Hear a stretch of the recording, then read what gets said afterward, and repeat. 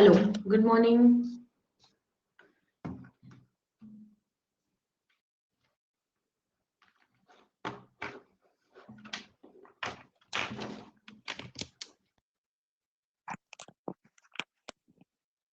Good morning बच्चों। Okay, तो आज हमारा है टेस्ट, ठीक है ना। टेस्ट लेंगे आज हम आप सभी का, और इसमें यहाँ पर अभी तक हम लोगों ने जो जो चीजें पढ़ ली है उन सब में से क्वेश्चंस आएंगे। आज का जो टेस्ट है ये कंपैरेटिवली ना मैंने बहुत आसान रखा है सभी नए एस्पिरेंट्स के लिए। जो न्यू है मुझे ये ताकि पता चलेगा कि वो लोग कितने अटेंटिव हैं, ठीक। तो ये टेस्ट बहुत ज्यादा टफ नहीं होगा, लेकिन हाँ, और ये क्वेश्चंस जो है ये कहीं ना कहीं आपने पढ़े हुए हैं, ओके। तो इसीलिए सोच समझ कर आंसर करना सभी लोग, और यहाँ से अपनी रैंकिंग देखना कितने मार्क्स आप यहाँ पर गेन कर पा रहे हो, ओके। अगर इसके पहले किसी को कोई डाउट है, कुछ पूछना चाहते हैं तो पूछ लो बच्चों, नहीं तो स्टार्ट करते हैं टेस्ट को।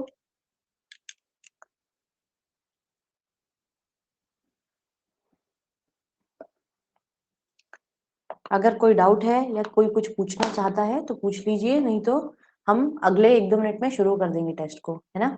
ठीक, ताकि बाकी जो बच्चे हैं जिन्होंने नहीं ज्वाइन किया है वो भी कर लेंगे, अभी जो आ रहा होगा रास्ते में होगा। ठीक है।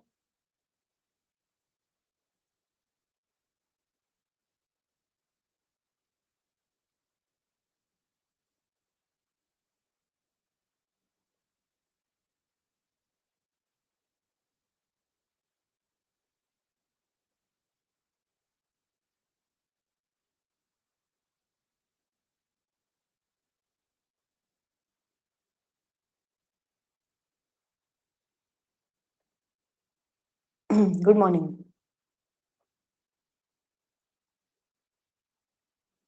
ओहो, क्यों क्लास क्यों लीव कर दिए?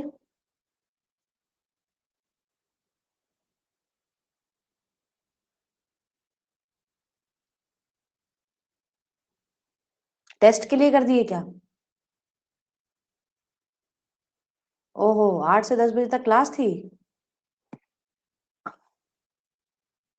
अच्छा अच्छा, तो ये पता नहीं था हमको भी कि टेस्ट ऐसा है, तो फिर क्लास दूसरे टाइम पे, हम टेस्ट दूसरे टाइम पे कर लेते।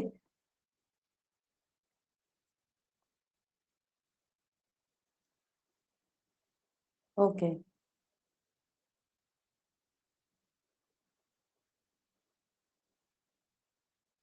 अच्छा ऐसा था क्या? अरे नहीं, अरे रोहित, हमको देखो क्या होता है ना बेटा, इसमें एक चीज ये रहती है कि हमको फिर वो करना पड़ता है एक दिन पहले, ठीक।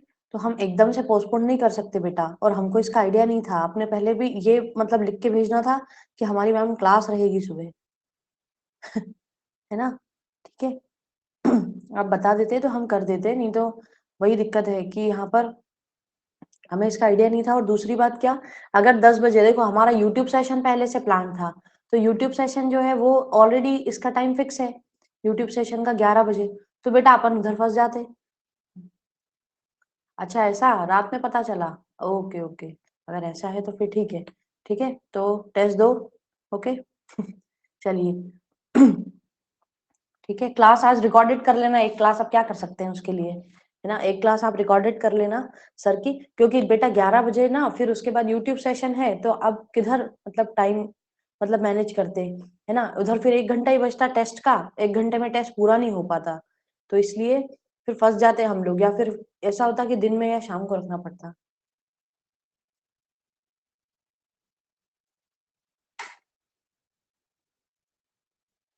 What happened? अभिजीत क्या हो गया?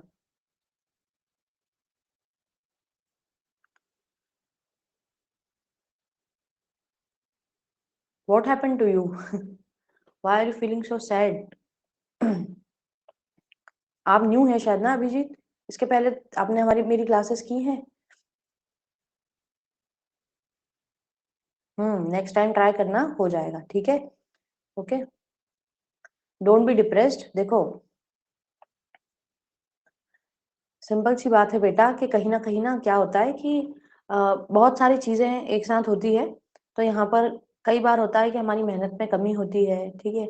हम या तो चीजों को उस तरह से नहीं समझ पाते जैसा हमको उसको करना है एक्चुअली, तो वो सारी चीजों को ध्यान में रख के अब इस बार फिर से तैयारी करो, है ना। और जहां जहां पर गलती हुई है जहां जहां पर तुमसे मिस्टेक्स हुई हैं वो मिस्टेक्स ओवरकम करो। जो जो टॉपिक्स तुम्हारे बहुत ज्यादा वीक है उन पर काम करो। उन टॉपिक्स पर काम करने से तैयारी बहुत अच्छी हो जाएगी। ठीक है, कभी भी वो नहीं पढ़ना चाहिए जो हमको ऑलरेडी आता है।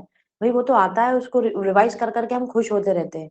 हमें वो पढ़ना चाहिए जो हमको बिल्कुल नहीं आता या जो हमें बहुत कठिन लगता है। ठीक है, good morning Rohit. Okay, I am really मतलब अपोलोजेटिक बिकॉज मुझे नहीं मालूम था कि अभी तुम्हारी क्लास रहेगी सभी की। ठीक है, इसका मुझे आइडिया नहीं था, और ये टेस्ट बेटा एक हफ्ते पहले से प्लान था ऑलरेडी। ठीक, तो गुड मॉर्निंग दीपा। ठीक, तो इसकी वजह से बेटा ये इसी टाइम पे होगा। ओके, और दूसरी बात क्या है कि 11 बजे यूट्यूब सेशन है, तो टाइम इधर से उधर फिट नहीं कर पा रहे थे। ओके, हमें आइडिया भी नहीं था कि क्लास हो जाएगी सुबह। चलो ठीक, तो स्टार्ट करते हैं हमारा आज का जो टेस्ट है। ओके, ये जो टेस्ट है काफी मॉडरेट है हमारे बीपीएससी के। इसमें यहाँ पर जो क्वेश्चंस हैं ध्यान रखना, ये जो क्वेश्चंस है इसमें मुझे उम्मीद है कि आप में से कोई भी एक भी गलत आंसर नहीं देगा। ये क्वेश्चन आपने प्रीवियसली देखे हुए हैं, इसीलिए मैंने इसको बहुत ही मॉडरेट तरीके से यहाँ पर बनाया है। ओके, और ये प्रीवियस क्वेश्चंस का ही एक पूरा टेस्ट मैंने डिजाइन कर दिया है, क्योंकि यहाँ पर नए क्वेश्चंस आते हैं तो आप लोग क्या करते हो, एक बार अटेम्प्ट करते हो और भूल जाते हो। तो ये क्वेश्चन में मैं देखना चाहती हूँ कितने लोगों को बन रहा है, कितनों को नहीं बन रहा है। ठीक, चलिए अब हम स्टार्ट करते हैं हमारा आज का टेस्ट। चलिए, सबसे पहले पहला क्वेश्चन आप सबके सामने है, where is पनजीर valley situated? Panjshir घाटी कहां पर स्थित है? लेबनान, अफगानिस्तान, जम्मू कश्मीर, इंडिया, या फिर सीरिया? ये सूर्या हो गया है, ये है सीरिया। ओके, आंसर बताइए इसका। पोल क्रिएट कर रहे हैं सभी लोगों के लिए यहाँ पर।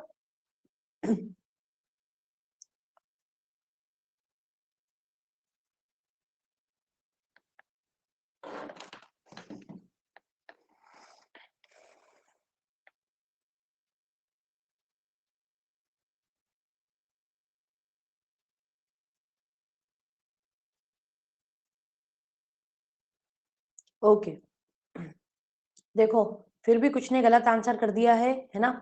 तो वेरी गुड एस्पिरेंट्स, पूजा, नेहा, पंकज, दीपा, श्यामाइन, सभी लोग दे रहे हैं टेस्ट। गुड। ओके, तो पंजशीर वैली जो है ये कहाँ पर है? ये है अफगानिस्तान में। मैंने इसके बारे में बताया भी था। ये एक ऐसी वैली है जिसको लेकर बहुत लंबे समय तक क्या हो रहा था, यहाँ पर जो आपका तालिबान ग्रुप है, इस तालिबान ग्रुप और इनमें बहुत ज्यादा लड़ाइयां चल रही थी। नो, इसका उत्तर जो होगा बेटा वो होगा अफगानिस्तान। ठीक है, अफगानिस्तान में स्थित है पंजशीर वैली। ठीक, लेबनान नहीं। चलो, लेबनान कंट्री है। ठीक है, कौन सी कंट्री है? ये जो कंट्री है ये है, आती है आपके कहाँ पर? ये कंट्री आती है बेटा आपके अरब पेनिनसुला वाले पार्ट में। Okay, Lebanon. Okay, Lebanon Syria का पड़ोसी देश है। ठीक, चलिए आगे। अगला प्रश्न आप सबके सामने है, the 9 degree channel is located in which of the following island? इनमें से कौन सा आइलैंड है जिस पर 9 डिग्री जो चैनल है वो स्थित है? ठीक, इसका उत्तर दीजिए।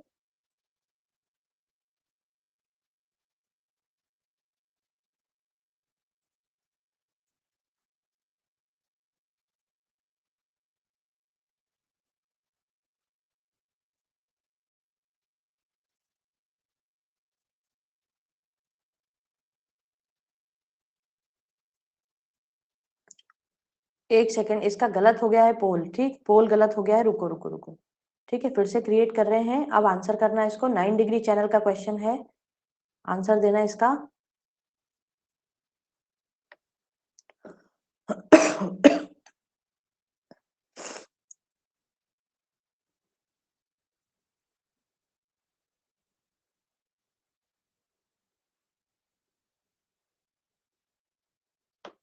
ओके, ठीक है।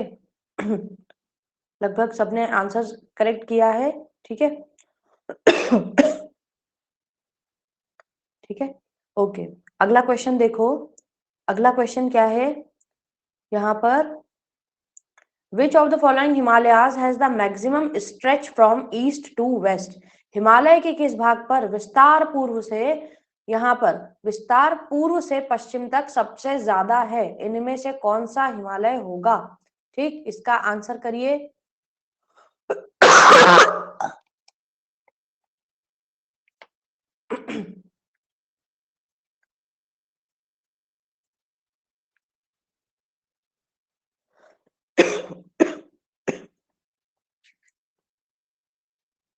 ओके, सो यहाँ पर बहुत लोगों ने करेक्ट आंसर दिया है, लेकिन प्रणाम हर्षित, कैसे हो तुम? I hope you are good. ठीक, तो यहाँ पर वेरी गुड एस्पिरेंट्स, सही आंसर दिया है। देखो, नेपाल हिमालय वाला जो पार्ट है ये क्या है, ये सबसे ज्यादा स्ट्रेच्ड है। दूसरी बात, यहाँ पर एक इंपॉर्टेंट बात याद रखिएगा आप सभी लोग, अगर प्रश्न में ये पूछ लिया जाए कि इनमें से कौन सा हिमालय ऐसा है जिसकी यहाँ पर सबसे ज्यादा हाइट है, तो हाइट के मामले में भी सर्वाधिक हाइट जो है वो हमारे पास में कौन से हिमालय की है, वो भी है नेपाल हिमालय की। ये बात ध्यान रखना।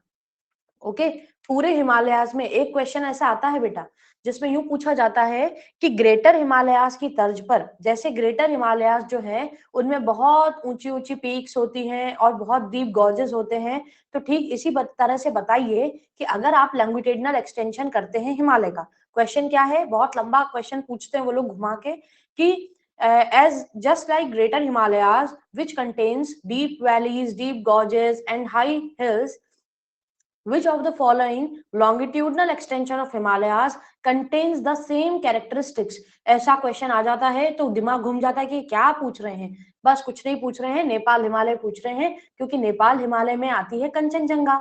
ठीक, नेपाल हिमालय की तर्ज पर, यानी कि आपका नेपाल हिमालय में आती है डीप गॉर्जेस, डीप माउंटेन्स। ठीक वैसे ही सिक्किम का जो कंचनजंगा वाला पार्ट है उसमें भी डीप गॉर्जेस, हाई माउंटेन्स, ये सब कुछ आती है।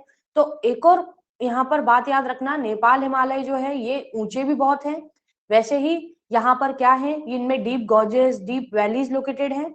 और दूसरा एक क्वेश्चन आता है बेटा कंपैरिजन का, कि ग्रेटर हिमालय से किसी एक लॉन्गिट्यूडनल डिवीजन वाले हिमालय को कंपेयर करिए कि जहां पर सबसे हाईएस्ट पीक आती हो, तो वो आपका सिक्किम वाला पार्ट होगा, सिक्किम हिमालय, या यूं कह लो नेपाल हिमालय का सिक्किम वाला एक्सटेंडेड पार्ट। ओके, समझ गए? यहाँ पर अगर ये पूछ ले कि जैसे ग्रेटर हिमालय बहुत ऊंचे हैं, उनमें बहुत बड़ी बड़ी खाइयां हैं, तो इनमें से कौन से हिमालय में वैसे ही कैरेक्टरिस्टिक्स पाए जाते हैं, तो आंसर नेपाल हिमालय दिया है तो नेपाल हिमालय, और अगर उसमें सिक्किम हिमालय स्पेसिफिकली लिखा हुआ है तो समझ जाना सिक्किम हिमालय उसका आंसर होगा। क्यों? क्योंकि सिक्किम में आती है कंचनजंगा जो सबसे ऊंची पीक है, दूसरा सबसे गहरी खाइयां भी वहां पर भी लोकेटेड है, तो इसलिए इनको कंपेयर करने को बोले ना, तो ये चीज अपने दिमाग में अच्छे से याद रखना। ठीक, वो लोग बहुत तरह से घुमा के क्वेश्चन पूछते हैं, ये सड़ा सा क्वेश्चन। ठीक, ओके, हम बढ़िया हैं हर्षित। ठीक है, चलो अब गुड मॉर्निंग। बेटा तुम्हारा नाम कैसे पढ़े, चना, चंदन है ना, अच्छा डी है ना बीच में, हाँ चंदन, ठीक है, गुड मॉर्निंग चंदन। चलिए, आया समझ में सभी को कि क्या करना है इसमें? मैक्सिमम स्ट्रेच है तो नेपाल हिमालय, ठीक है, अगर बहुत ज्यादा यहाँ पर क्या हो जाए, इसमें पूछ ले डीप गॉर्जेस और डीप वैलीज, तो वो भी है नेपाल हिमालय में, लेकिन अगर ये पूछ ले सबसे ज्यादा हाइट वाला हिमालय कौन सा, तो ग्रेटर हिमालय जैसा है सिक्किम हिमालय, ठीक, हाइट में। ओके ठीक है, ओके, चलो अगला क्वेश्चन देखते हैं। अगला प्रश्न आप सबके सामने है, the southern tip of India is, Bharat का सदर्न टिप कौन सा है? Cape Comorin of Kanyakumari, point Calimere, Indira point in Nicobar island, या कोवालम इन तिरुवनंतपुरम? आंसर दीजिए इसका।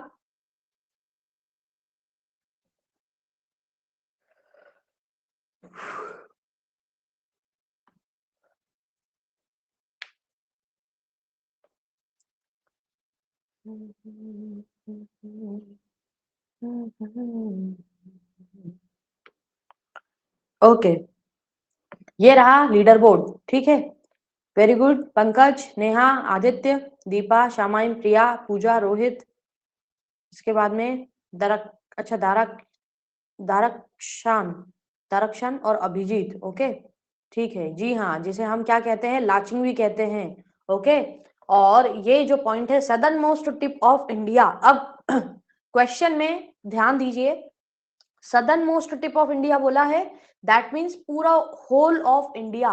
अगर southern tip of mainland India बोलता, ठीक है, मेनलैंड इंडिया कहता, तो आंसर क्या हो जाता, आंसर बदल जाता, आंसर वुड बी यहाँ पर केप केमोरिन ऑफ कन्याकुमारी हो जाता।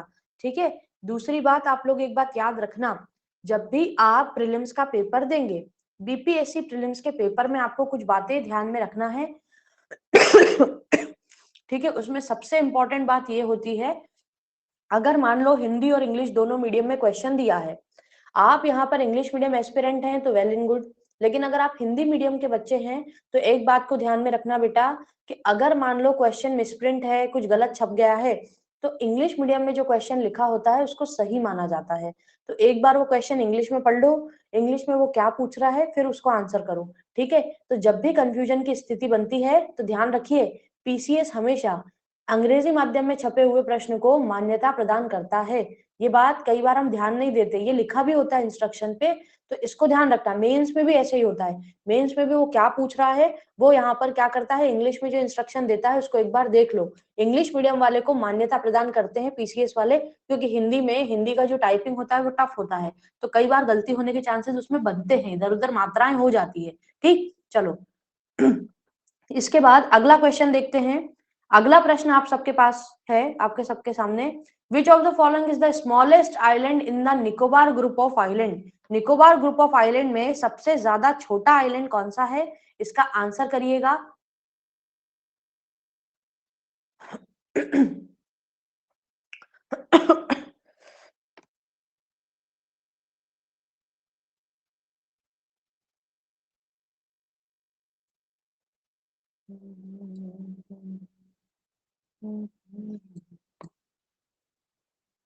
ओके, ये है आप सभी लीडर बोर्ड आपके सामने। बहुत लोगों ने इसमें गलत आंसर कर दिया, ये पढ़ाया हुआ मेरा क्वेश्चन है। ठीक है, देखो तुम उसके बावजूद यहाँ पर गलत कर रहे हो। ठीक, इसीलिए कहते हैं एमसीक्यूज पर ध्यान दीजिए। फिर कहोगे मैम आपने तो बताया नहीं था। बेटा ये आंसर है इसका, पिलो मिलो आइलैंड। कितने लोगों को पता था बताइए जरा, कितने लोगों को मालूम था कि ये पिलो मिलो आइलैंड इसका आंसर है? पिलो मिलो is the smallest island of Nicobar group of island. मैंने ये आपको बताया भी था, और इसके पहले एमसीक्यूज जब करवाए थे तो उसमें भी बेटा मैंने ये बताया था, है ना? तो इसको ध्यान में रखना है, ऐसा नहीं करना है आगे पाठ पीछे सपाट, नहीं तो क्या होगा, गड़बड़ हो जाएगी। 50-50 एमसीक्यू की जो सीरीज है उसमें ये क्वेश्चन हम लाए थे आपके लिए। ठीक, चलो आगे चलते हैं। थोड़ा थोड़ा रिवीजन करते रहना है, कभी कभी फ्री रहो तो चला लिया करो उसको, कि कथा चल रही है वैसे वो 50 एमसीक्यू चला के और अपना काम करते रहा करो। ठीक, चलो अगला क्वेश्चन है हमारे सामने। Nathula, a place where India and China border trade has been resumed after 44 years is located on the Indian border in. ठीक, कहां पर है ये नाथुल्ला पास, जहां 44 सालों के बाद भारत ने रास्ता खोला और उसके बाद में ट्रेड के लिए यहाँ पर जो है रास्ता प्रोवाइड किया। कौन से राज्य में स्थित है? सिक्किम में, अरुणाचल में, हिमाचल में, जम्मू कश्मीर में। बताइए, डोकलाम क्षेत्र जो है वो भी इसके पास में आता है। इसका क्या उत्तर होगा?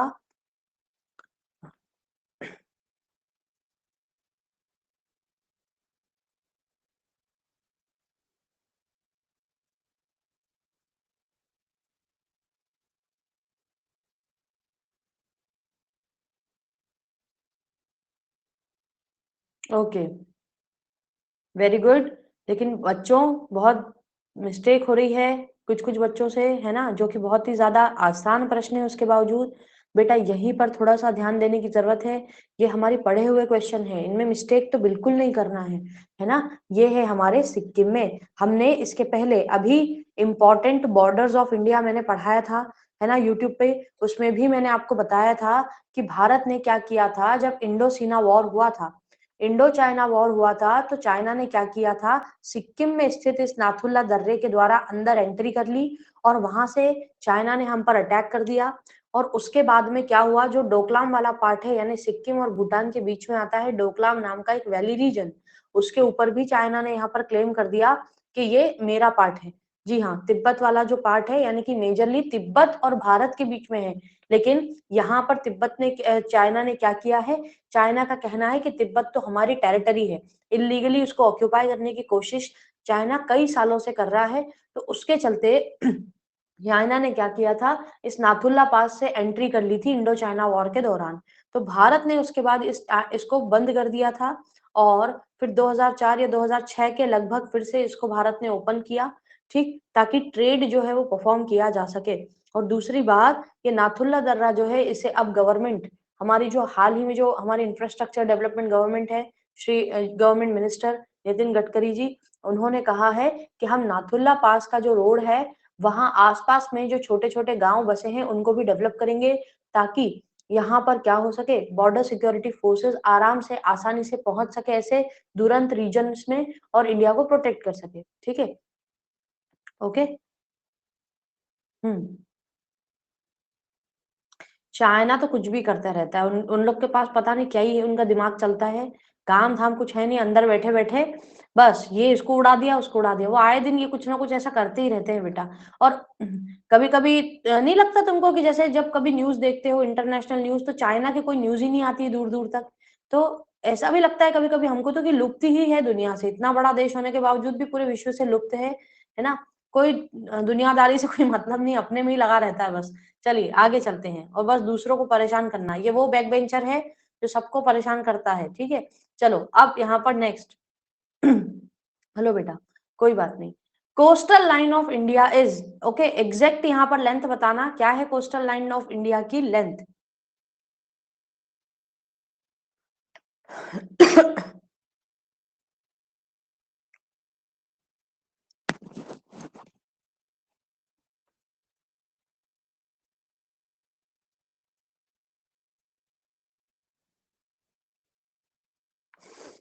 ये देखिए, बहुत बच्चे कंफ्यूज हो गए, क्यों हो गए भाई कंफ्यूज, इतना आसान क्वेश्चन था।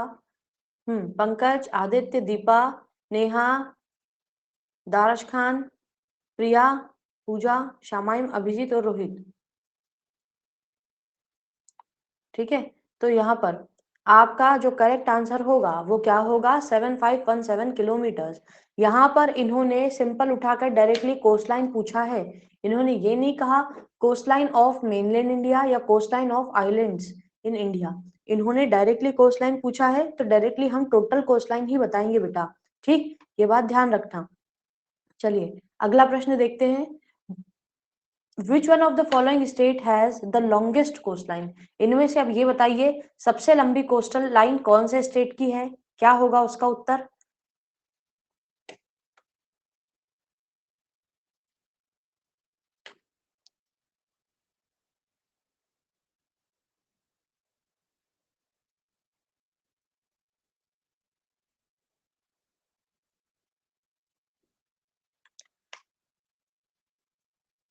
पंकज, आदित्य, दीपा, नेहा, प्रिया, पूजा, शामाइम, रोहित, आस्था, गुड, वेरी गुड बच्चों। ठीक है, और दरक्षण, ये नाम पढ़ने में थोड़ा अलग लग रहा है हमको, जी हाँ। तो यहाँ पर union territory Andaman and Nicobar, जी हाँ, यूनियन टेरिटरीज में अंडमान की सबसे बड़ी बाउंड्री है कोस्टल बाउंड्री, और वहीं स्टेट्स की बात करें तो गुजरात की है। अच्छा, गुजरात के बाद दूसरे स्थान पर कौन सा स्टेट आता है बच्चों? दारा ही पढ़ेंगे उसको, है ना। ओके, तो यहाँ पर बेटा अब ये बताओ गुजरात के बाद किसकी है? Andhra Pradesh, very good Deepa. और सबसे छोटी कौन से स्टेट की है? सबसे छोटी कौन से स्टेट की है? अगर स्टेट वाइज बात की जाए तो कौन सा स्टेट है जिसकी कोस्टल बाउंड्री सबसे छोटी है? गोवा। दूसरी बात, एरिया वाइज भी अगर हमारा भारत जो है, एरिया वाइज भी भारत में सबसे छोटी अगर हम स्टेट की बात करें, तो जोग्राफिकल एरिया वाइज भी सबसे छोटा स्टेट कौन सा है भारत का? गोवा ही है ना। कई बच्चे नॉर्थ ईस्ट में नागालैंड को टिक लगा देते हैं, नहीं ऐसा नहीं करना है, ध्यान रखना है गोवा का एरिया जो है वो सबसे कम है पूरे भारत के सारे स्टेट्स में। ठीक, चलिए इसके बाद आगे चलते हैं। लेकिन हाँ, अगर ये पूछे कि ग्रोथ ऑफ पॉपुलेशन कौन से स्टेट में सबसे कम है, कौन सा ऐसा स्टेट है जिसमें बहुत ही कम, यहाँ पर ऑलमोस्ट यहाँ पर 1.2% की दर से ही पॉपुलेशन बढ़ती है, वो राज्य है कौन सा आपका? कौन सा राज्य होगा जिसमें पॉपुलेशन सबसे कम बढ़ती है? नागालैंड, नॉट सिक्किम बेटा, नागालैंड। ओके, चलो 2011 का सेंसस बता रहे हैं अभी, लेकिन अगर लेटेस्ट आ जाता है न्यूज में तो फिर उसके बारे में भी बताएंगे। ठीक, चलिए अगला प्रश्न है, in which one of the following cities can one never have the sunshine directly overhead at moon? ठीक है, एट नून, बेंगलुरु, मुंबई, विशाखापट्टनम, दिल्ली। यानी कि अगर क्या होता है कि यहाँ पर दोपहर के समय सूर्य सीधे आपके सर के ऊपर नहीं होगा, इनमें से कौन सा शहर होगा ऐसा? मैंने बताया भी था ये।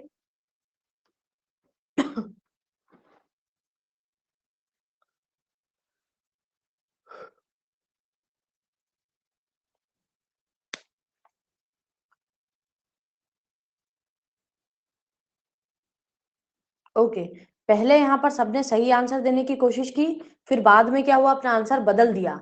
ये नहीं करना है, सेकंड ओपिनियन पे नहीं जाना है। सबसे पहला जो लगता है वो करेक्ट होता है ऑलमोस्ट। यहाँ पर पंकज, आदित्य, दीपा, देख लो यहाँ पर सभी लोग। बेटा इसमें आप लोगों ने क्या किया, यहाँ पर दिल्ली जो होगा वो इसका आंसर होगा। इसका रीजन क्या होगा, मैंने रीजन पहले बता चुके हैं हम। क्या हो सकता है इसका रीजन, कि सन आपके ओवरहेड नहीं होगा जब आप दिल्ली में होंगे। क्या रीजन होगा,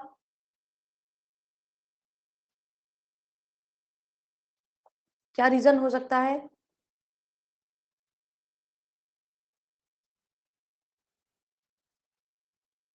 जी हाँ, बहुत बढ़िया।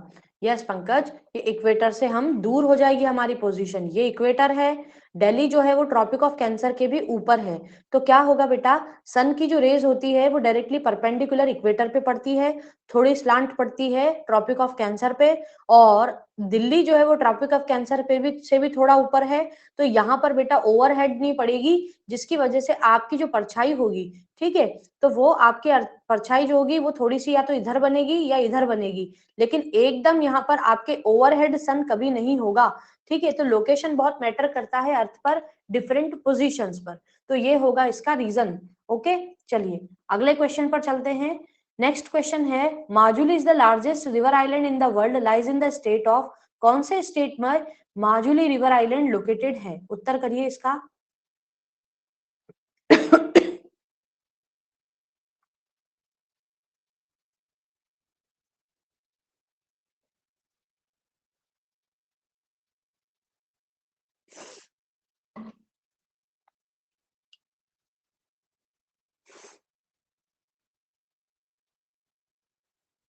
Good, okay, very good aspirants. इसमें भी कुछ बच्चों ने गलत आंसर कर दिया, इसमें जिसमें मुझे बिल्कुल उम्मीद नहीं थी कि आप गलत करोगे।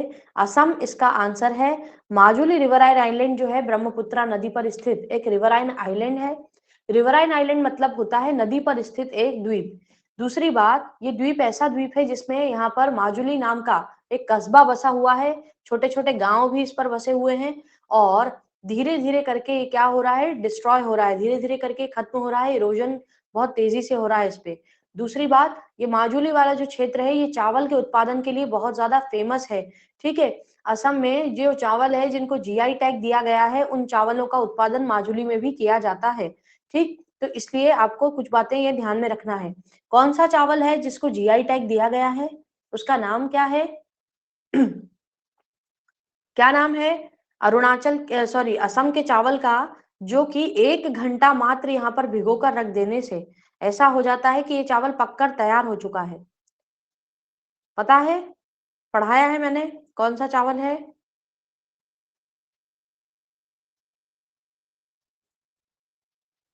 कौन सा चावल होगा?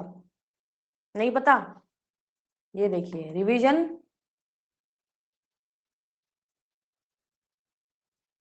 नहीं मालूम? ठीक है, पता करना, प्रीवियस लेक्चर में पढ़ा चुके हैं, नहीं बताएंगे, जाओ। ठीक, बोरो चावल। ठीक है, बोरो चावल। नहीं रोहित, गलत हो गया तुक्का। ठीक, चलो, बोरो नहीं बेटा, बोरो चावल नहीं है। ठीक है, प्रीवियस लेक्चर में पढ़ाया है आप लोगों को। चलो इसके बाद आगे, अगला प्रश्न देखो, बता देंगे लास्ट में। ठीक, what is the height of Parasnath hill? Parasnath की जो पहाड़ी है उसकी कुल ऊंचाई कितनी है?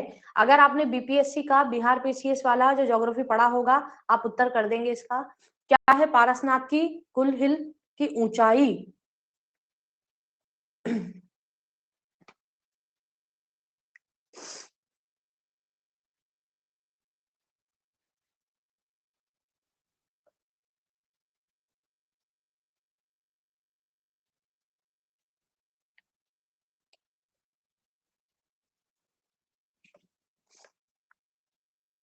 ओके, ये है आप सभी का लीडर बोर्ड आपके सामने। ओके, यहाँ पर इसकी जो ऊंचाई है, ठीक है, गलत मत करो, ध्यान रखो, 1365 मीटर इसकी कुल ऊंचाई है। ठीक है, अच्छा, पारसनाथ की लोकेशन बताइए, क्या लोकेशन होगी इसकी? क्या लोकेशन है? झारखंड, जी हाँ, इसीलिए बच्चों आपको इसको ध्यान में रखना है। ठीक, ये हमारे बिहार से ही अलग होकर बना है झारखंड राज्य, तो इसीलिए जी हाँ, सम्मेद शिखर इसको कहते हैं, है ना। इसकी ऊंचाई जो है सम्मेद शिखर की वो लगभग 1365 मीटर है। तो आपसे डायरेक्ट देखो पारसनाथ हिल पूछ लिया है, तो उसमें भी आपको यही चीज याद रखना है। वेरी गुड, ओके, ठीक है, जी हाँ, जैन पिलग्रिमेज सेंटर है। ओके, और 23वें तीर्थंकर जो है उनके लिए यहाँ पर इसको बनाया गया है। अब दूसरी बात, यहाँ पर अभी क्वेश्चन था कौन से चावल थे? किसी को आइडिया? कौन से राइस को मिला है असम में जीआई टैग, जो हमने पढ़ा भी था कि अगर 1 घंटा भिगो दो तो वो यहाँ पर क्या होते हैं, पककर तैयार हो जाते हैं। तो क्या होता है, एक तरह से मैजिक होता है। ठीक है, मैजिक राइस, चोखुआ चावल। ठीक, चलो बता ही देते हैं, चोखुआ राइस, या जिन्हें हम मैजिक राइस के नाम से जानते हैं, उनको मिला है ना जीआई टैग। चलो अब आगे चलते हैं अगले क्वेश्चन पर। अगला क्वेश्चन जो है, what is the most important geographical use of Himalayas to India? Himalaya का सबसे महत्वपूर्ण भौगोलिक उपयोग हमारे भारत के लिए कौन सा है? आक्रामकों आक्रमणों की रोकथाम, prevention of invasions, valuable sources of timber, लकड़ी का मूल्यवान स्रोत। They prevent the monsoons from crossing to the north and also serves as a reservoir of water from which our perennial rivers flow. Monsoon को उत्तर की ओर आने से रोकते हैं और पानी के भंडार के रूप में काम करते हैं, ताकि हमारी 12 मासी नदियां बहती रहे, या फिर they protect India from the icy cold north winds. कौन सा होगा इनका करेक्ट आंसर? ठीक है, ये बर्फीली हवाओं से हमें बचाने का काम करते हैं। बताइएगा कि ये क्या काम करते हैं हिमालय सबसे इंपॉर्टेंट?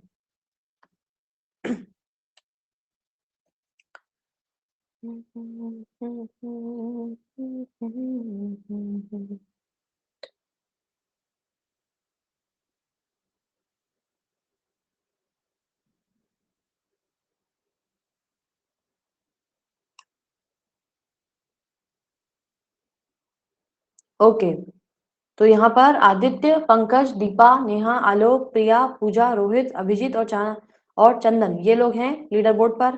बेटा इसका जो यहाँ पर करेक्ट आंसर होगा, ये करेक्ट आंसर क्या होगा? ये होगा आपका ऑप्शन नंबर सी। ठीक है, option C is the correct answer, क्योंकि सबसे इंपॉर्टेंट फीचर है हिमालयास का ये कि हमारे यहाँ पर मॉनसून की जो विंड्स है, हम सबको पता है कि तिब्बत प्लेट्यू पर लो प्रेशर यहाँ पर जोन बनता है। गौरव गुड मॉर्निंग। तो यहाँ पर लो प्रेशर जोन जो बनता है बेटा, वो तिब्बत के यहाँ पर प्लेट्यू रीजन पर बनता है, लेकिन हिमालय जो है वो एज ए बैरियर काम करते हैं और इनको यहीं पर रोक लेते हैं इंडियन पेनिनसुला में। दूसरी बात, यहाँ पर रिच सोर्स ऑफ रिजर्वायर्स है, मतलब कि यहाँ पर नंबर ऑफ ग्लेशियर्स हैं जो इंडिया की रंग रिवर्स को फीड करते हैं। यानी कि हमारे पास में जो गंगा, यमुना, इंडस, ब्रह्मपुत्रा आदि जो यंग रिवर्स हैं उन सबको फीड करते हैं, जिसकी वजह से क्या होता है, हमारे यहाँ पर 12 महीने पानी की उपलब्धता बनी रहती है इन पेरिनियल रिवर्स में। ओके, हिमालय ना हो तो हमारे यहाँ पर सोर्स ऑफ पेरिनियल वाटर कुछ नहीं रहेगा बेटा। ठीक, इसलिए चलिए अगला क्वेश्चन है, what is the older name of Sahyadri range? ठीक है, या other name of Sahyadri range, sorry, Sahyadri पर्वतमाला का दूसरा नाम कौन सा है? इसे किस नाम से पुकारा जाता है? ठीक है।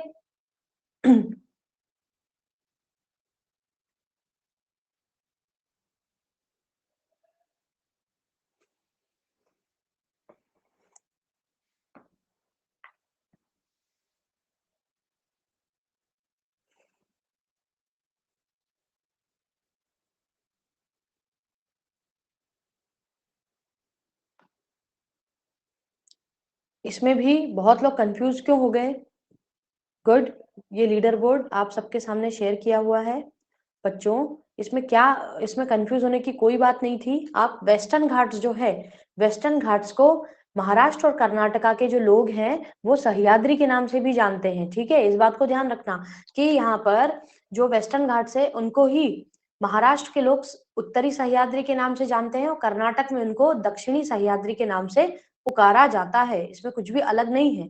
ओके, चलिए अगला प्रश्न, which place is closest to Tora Bora? तोरा बोरा के पास में आने वाले ही कौन सा स्थान है? ठीक है, ये न्यूज में बहुत ज्यादा बना हुआ था, तो बताइए इसका उत्तर।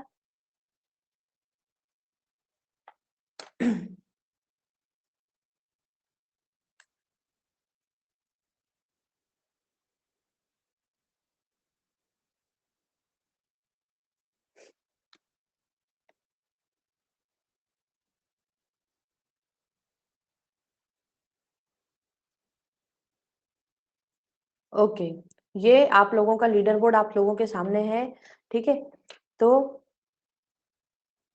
ये लीडर बोर्ड देख लो सभी लोग। ओके, तोरा बोरा में कंफ्यूज हो गए? ये ना एक्चुअली क्या है, इंटरनेशनल करंट अफेयर्स का क्वेश्चन है।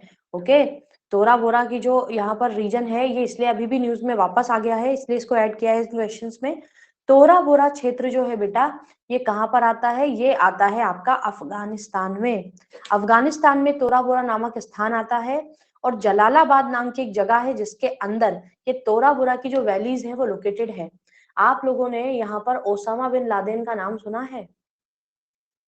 ठीक है, जो कि अलकायदा का क्या था? अलकायदा का हेड था। तो बेटा ओसामा बिन लादेन से संबंधित स्थान है जलालाबाद का तोरा बोरा। जी हाँ, तो यहाँ पर तोरा बोरा का एक युद्ध हुआ था, और इस युद्ध के बाद में अलकायदा का जो हेड था ओसामा बिन लादेन, वो जाकर पाकिस्तान में छुप गया था। और इसके बाद में यहाँ पर ये तोरा बोरा की जो बैटल है ना, ये काफी ज्यादा फेमस है तभी से। और उसी के बाद यहीं से क्या होता है, धीरे धीरे एट प्रेजेंट अभी 2022 की बात करें, तो ये जो तोरा बोरा क्षेत्र है, इस तोरा बोरा क्षेत्र में यहाँ पर जो तालिबानी ग्रुप है अफगानिस्तान का, उसने पूरी तरह से अपना कंट्रोल कर लिया है। तो तोरा बोरा और जलालाबाद, पहले क्या होता था, ओसामा बिन लादेन का खौफ था कि वो जीवित है या वो मतलब आ जाएगा, तो कोई जाता नहीं था इस रीजन में। लेकिन अभी क्या हुआ है, पूरी तरह से यहाँ पर जो अफगानिस्तान का तालिबानी ग्रुप है, उसने पूरा इसको कंट्रोल कर लिया है इस रीजन को। तो इसलिए क्या हुआ, 2022 में ये न्यूज में था, इसलिए यहाँ पर ये थोड़ा सा इंपॉर्टेंट है, क्योंकि कभी भी आ सकता है तोरा बोरा कहाँ पर है, तो अफगानिस्तान में। ठीक है, तो इसलिए ये आता रहता है बेटा। ठीक, इसलिए ऐसे क्वेश्चंस पे भी थोड़ा सा हमको देख के रखना चाहिए, कभी भी पूछ लेते हैं। चलिए अगला क्वेश्चन देखिएगा। The mountains which are not a part of Himalayan chain, इनमें से कौन सी ऐसी माउंटेन है जो हिमालयन चेन का पार्ट नहीं है? ओके, इसका उत्तर दीजिएगा। हिमालयाज में ना आने वाली माउंटेन कौन सी होगी इनमें से?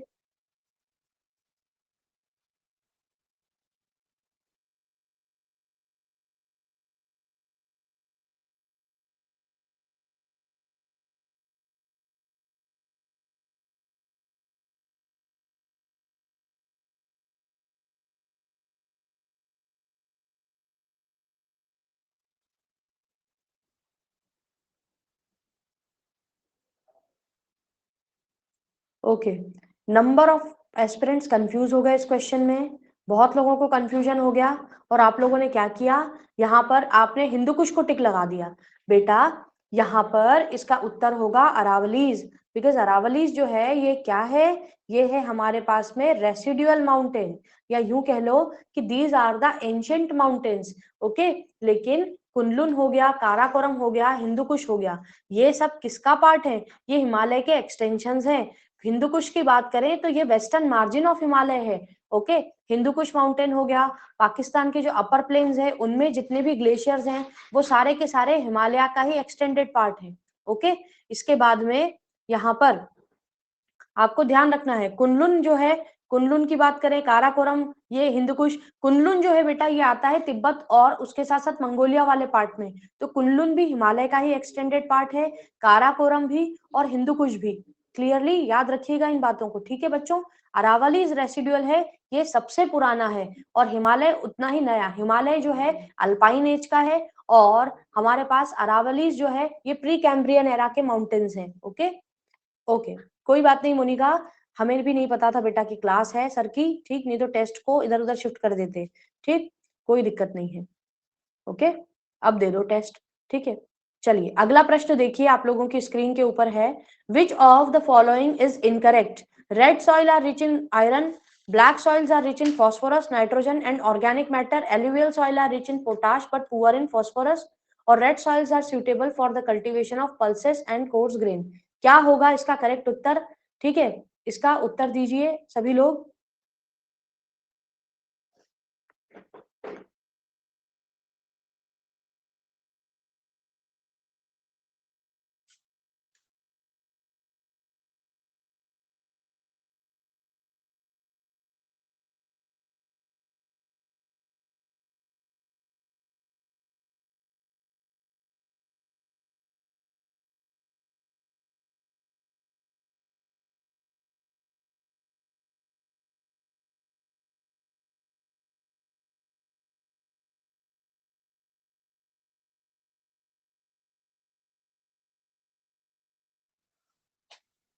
ओके, सो यहाँ पर इस प्रश्न का उत्तर क्या होगा?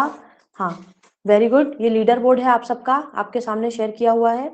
ओके, सो यहाँ पर इसका जो करेक्ट आंसर है वो क्या है? Option B. देखो हमने बताया था कि ब्लैक सॉइल जो होती है इसमें फॉस्फोरस होता है, नाइट्रोजन और ऑर्गेनिक मैटर बहुत ज्यादा मात्रा में होता है। अच्छा, कौन सा ऐसा कंटेंट होता है जो ब्लैक सॉइल में नहीं पाया जाता? इसका उत्तर क्या होगा? इनमें से कौन सा ऐसा कंटेंट होगा जो ब्लैक सॉइल में नहीं होगा? ओ सॉरी, इनकरेक्ट, क्या हो गया, हम ध्यान नहीं दे रहे हैं, ठीक। इनमें से इनकरेक्ट, देखो इनकरेक्ट क्या होगा, ठीक। ब्लैक सॉइल में सबसे ज्यादा कौन सा कंटेंट होगा? ब्लैक सॉइल में क्या ऑर्गेनिक मैटर बहुत ज्यादा मात्रा में होगा? नहीं होगा, ठीक। अच्छा, ब्लैक सॉइल में रिच कौन से कंटेंट होंगे ये बताओ? ब्लैक सॉइल में सबसे ज्यादा रिच कंटेंट कौन से होंगे?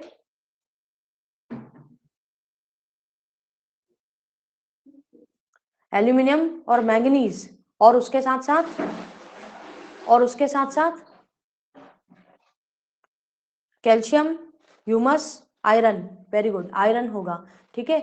Iron, aluminium, potash. पोटाश कुछ मात्रा में होगा बेटा, बाकी तो आयरन, एल्यूमिनियम ये और लाइन, ये सारी चीजें इसमें ज्यादा पाई जाएंगी, ठीक है। एक मिनट।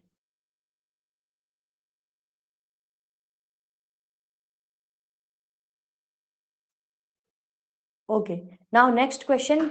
नीलगिरी माउंटेन रेंज जो है वो कहां पर लाया करती है? ठीक है, नीलगिरी माउंटेन रेंज इनमें से कहां पर लाया करती है, इसका उत्तर दीजिए, ठीक।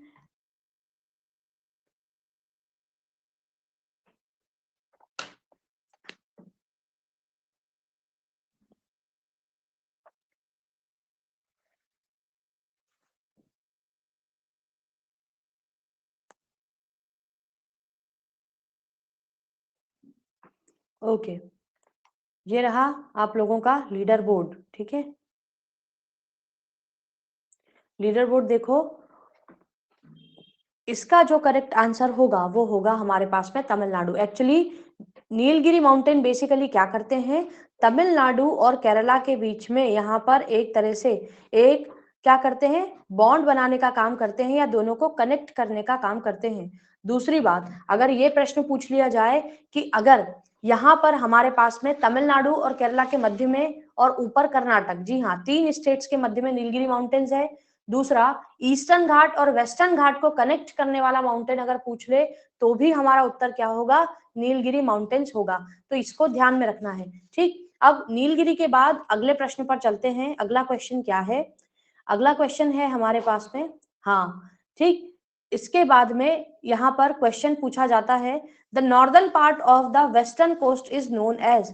वेस्टर्न कोस्टल प्लेन्स का जो नॉर्दर्न पार्ट है उसे हम किस नाम से जानते हैं? ठीक है, इसमें कंफ्यूज मत होना, बहुत बार बता दिया है। इसका सही उत्तर करिएगा सभी लोग कि हमारे पास में जो वेस्टर्न कोस्टल एरिया है उसका सबसे नॉर्दर्न मोस्ट पार्ट क्या कहलाएगा?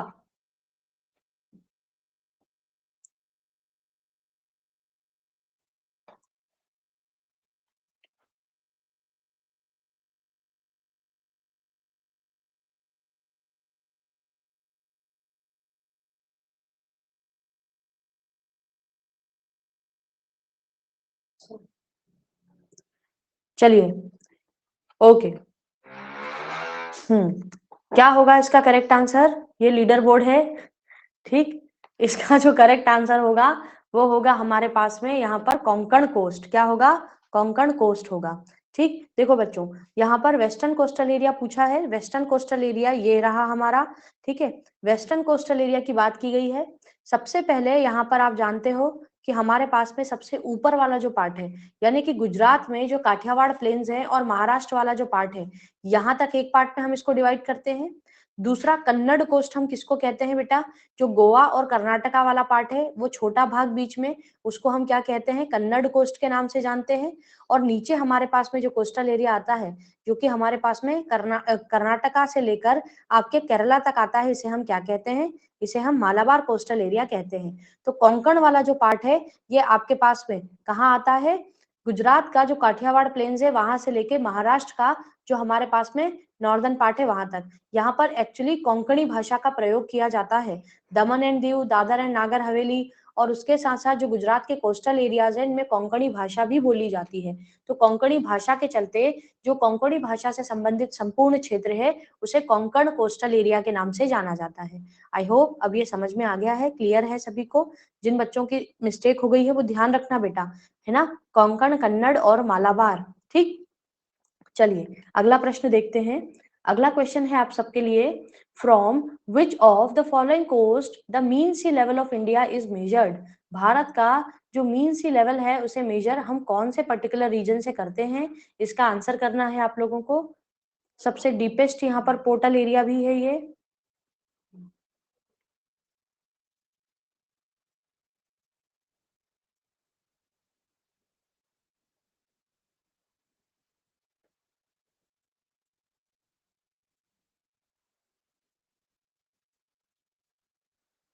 ओके, ये आप लोगों का लीडर बोर्ड आप सबके सामने यहाँ पर शेयर किया हुआ है, देख सकते हो बच्चों।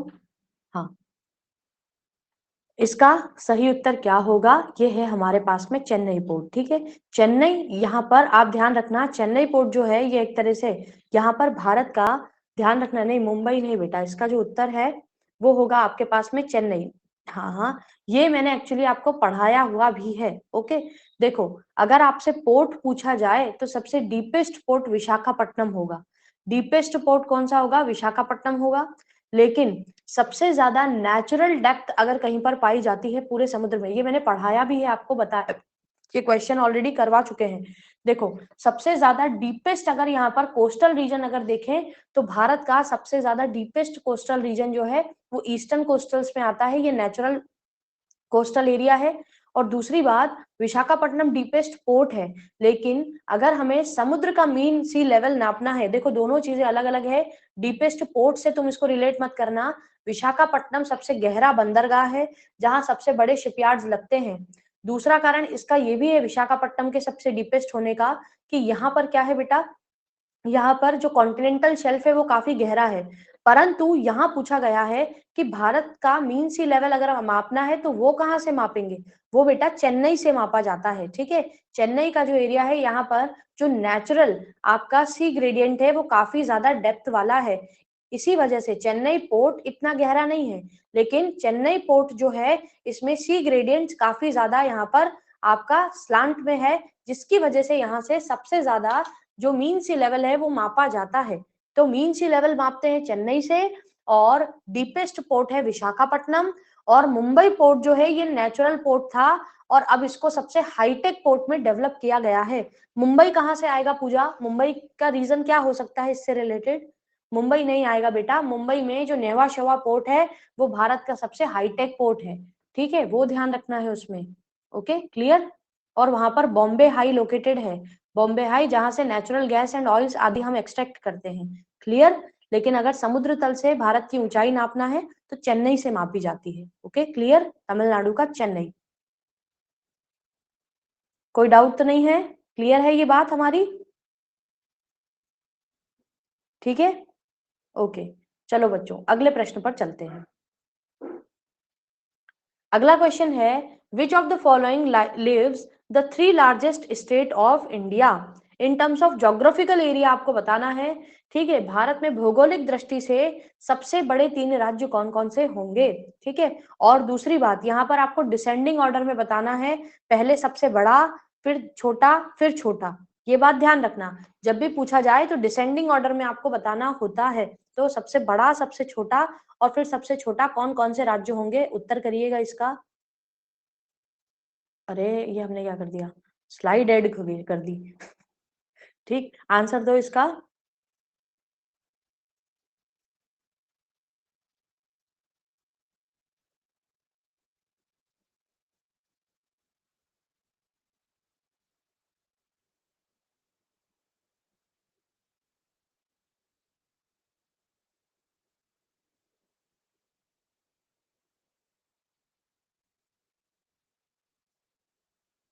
ओके, ऑलमोस्ट सभी ने उत्तर करेक्ट किया है, कुछ बच्चे लेकिन कंफ्यूज हो गए। वेरी गुड, ये आपका लीडर बोर्ड है।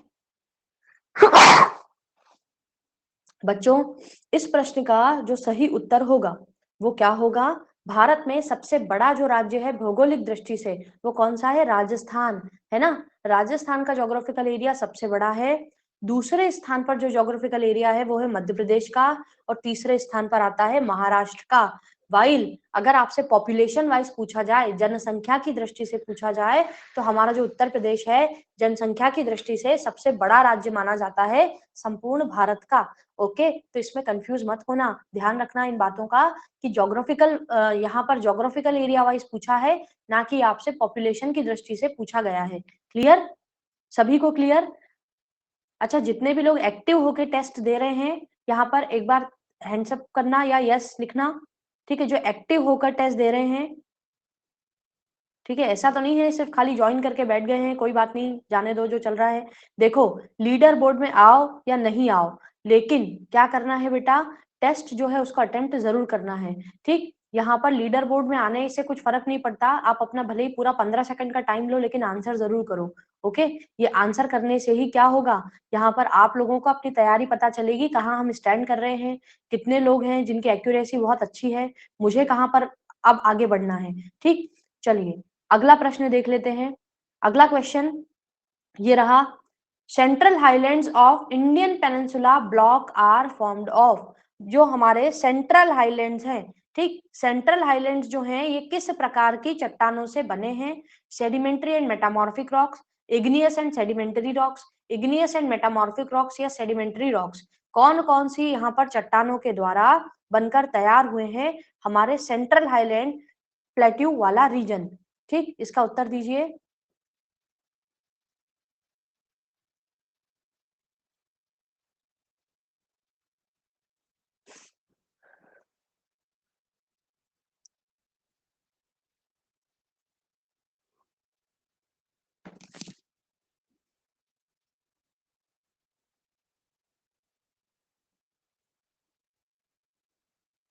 ओके, बहुत सारे बच्चे जो हैं कंफ्यूज हो गए इस क्वेश्चन में भी, है ना, काफी सारा लोगों ने यहाँ पर दूसरा ऑप्शंस को चूज कर लिया। ठीक है, ये है आप लोगों का लीडर बोर्ड, आप सबके सामने देख लीजिए बच्चों। यहाँ पर हमारा जो सेंट्रल हाईलैंड है ये इग्नियस और मेटामॉर्फिक रॉक से ही बनेगा। देखो सीधी सी बात है कि हमारे पास जो हमारा पूरा पेनिनसुलर ब्लॉक है, ये पूरा इंडियन पेनिनसुलर ब्लॉक जो है बेटा, ये कैसे बना है? इग्नियस और मेटामॉर्फिक रॉक से बना है। आप सब जानते हो कि गोंडवाना लैंड का हिस्सा था, और उसके बाद में यहाँ पर क्या हुआ, जो डेक्कन लावा ट्रैप वाला रीजन था, यहाँ पर वॉल्केनिक लावा इरप्ट हुआ। वॉल्केनिक लावा इरप्ट होने की वजह से क्या हुआ, ये जो पूरा पेनिनसुलर ब्लॉक वाला बेल्ट है, ये पूरा पेनिनसुलर ब्लॉक जो है ये लावा की मोटी परतों से कवर हो गया। और यहाँ पर जो लावा निकला वो लावा किस प्रकार का था? भाई अगर ये पूछ ले कि आपके डेक्कन प्लेट्यू में लावा का टाइप कौन सा है, क्या होगा उसका टाइप? एसिडिक होगा या बेसाल्टिक होगा? कौन सा लावा होगा? कौन सा लावा होगा? बेसाल्टिक लावा होगा। जी हाँ, बेसाल्टिक लावा वो होता है बेटा जो निकलकर क्या करता है, लेयर बाय लेयर यहाँ पर अपना स्ट्रक्चर फॉर्म कर लेता है।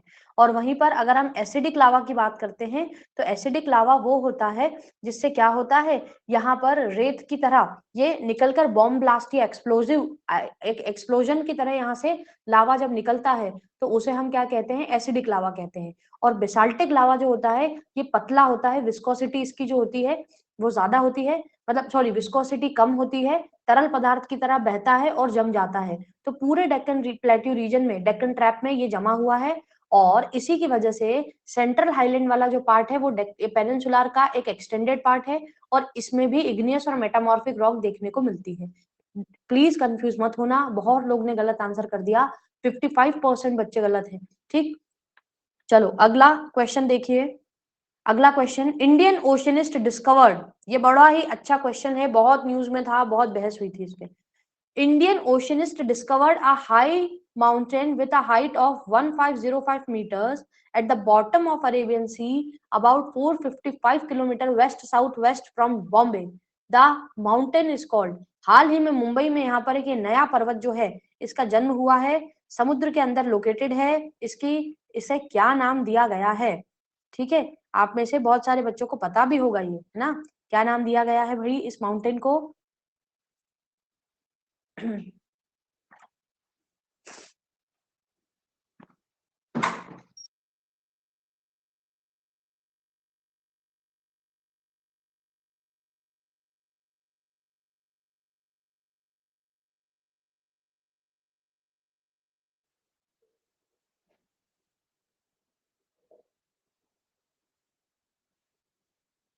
ओके, सो मैक्सिमम बच्चों को मालूम है फिर भी।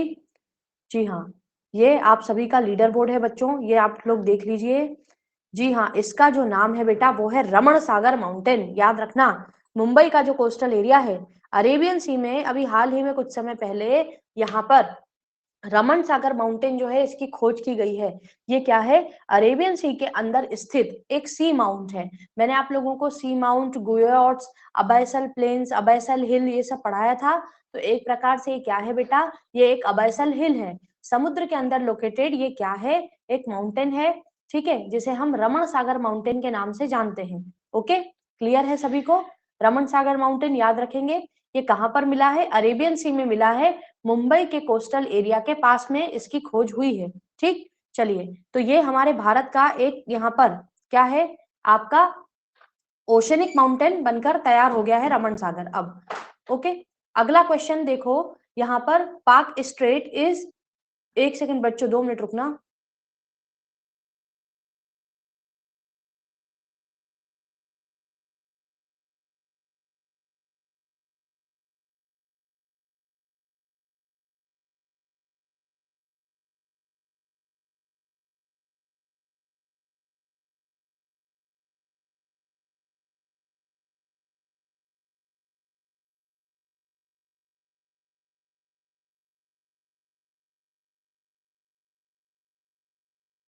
चलिए, तो यहाँ पर क्वेश्चन क्या है? पाक state is between which of the following countries.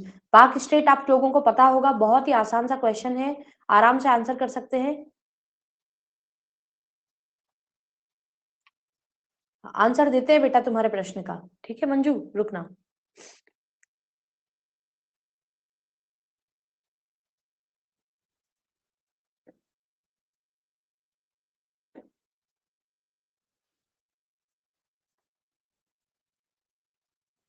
Okay, तो यहाँ पर ये है आप लोगों का leader board, as you all can see here. ठीक, तो इसका जो उत्तर है वो है भारत तथा श्रीलंका, है ना। भारत और श्रीलंका के मध्य में पाल्क स्ट्रेट लोकेटेड है।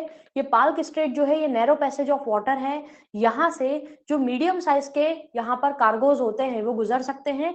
तो भारत तथा श्रीलंका ने यहाँ पर इसके बीच में इस पैसेज को डेवलप किया है। ठीक है बेटा, दो तरह की बातें होती है, पहला होता है चैनल, स्ट्रेट, स्ट्रेट के बाद आता है चैनल, चैनल के बाद में आता है पैसेज।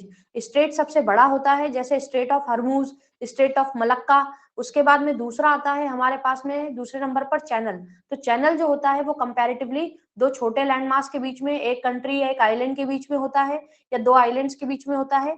तीसरे स्थान पर आता है पैसेज। पैसेज वो होता है जो बहुत ज्यादा छोटा होता है, और यहाँ पर पानी की जो स्ट्रीम होती है, जलधारा होती है, उसके साथ साथ यहाँ पर ये आगे बढ़ता है, जलधाराएं चलती रहती हैं, जिनमें छोटी नाव, मछुआरे आदि जो होते हैं वो यहाँ से गुजर सकते हैं, नाला नहीं होता।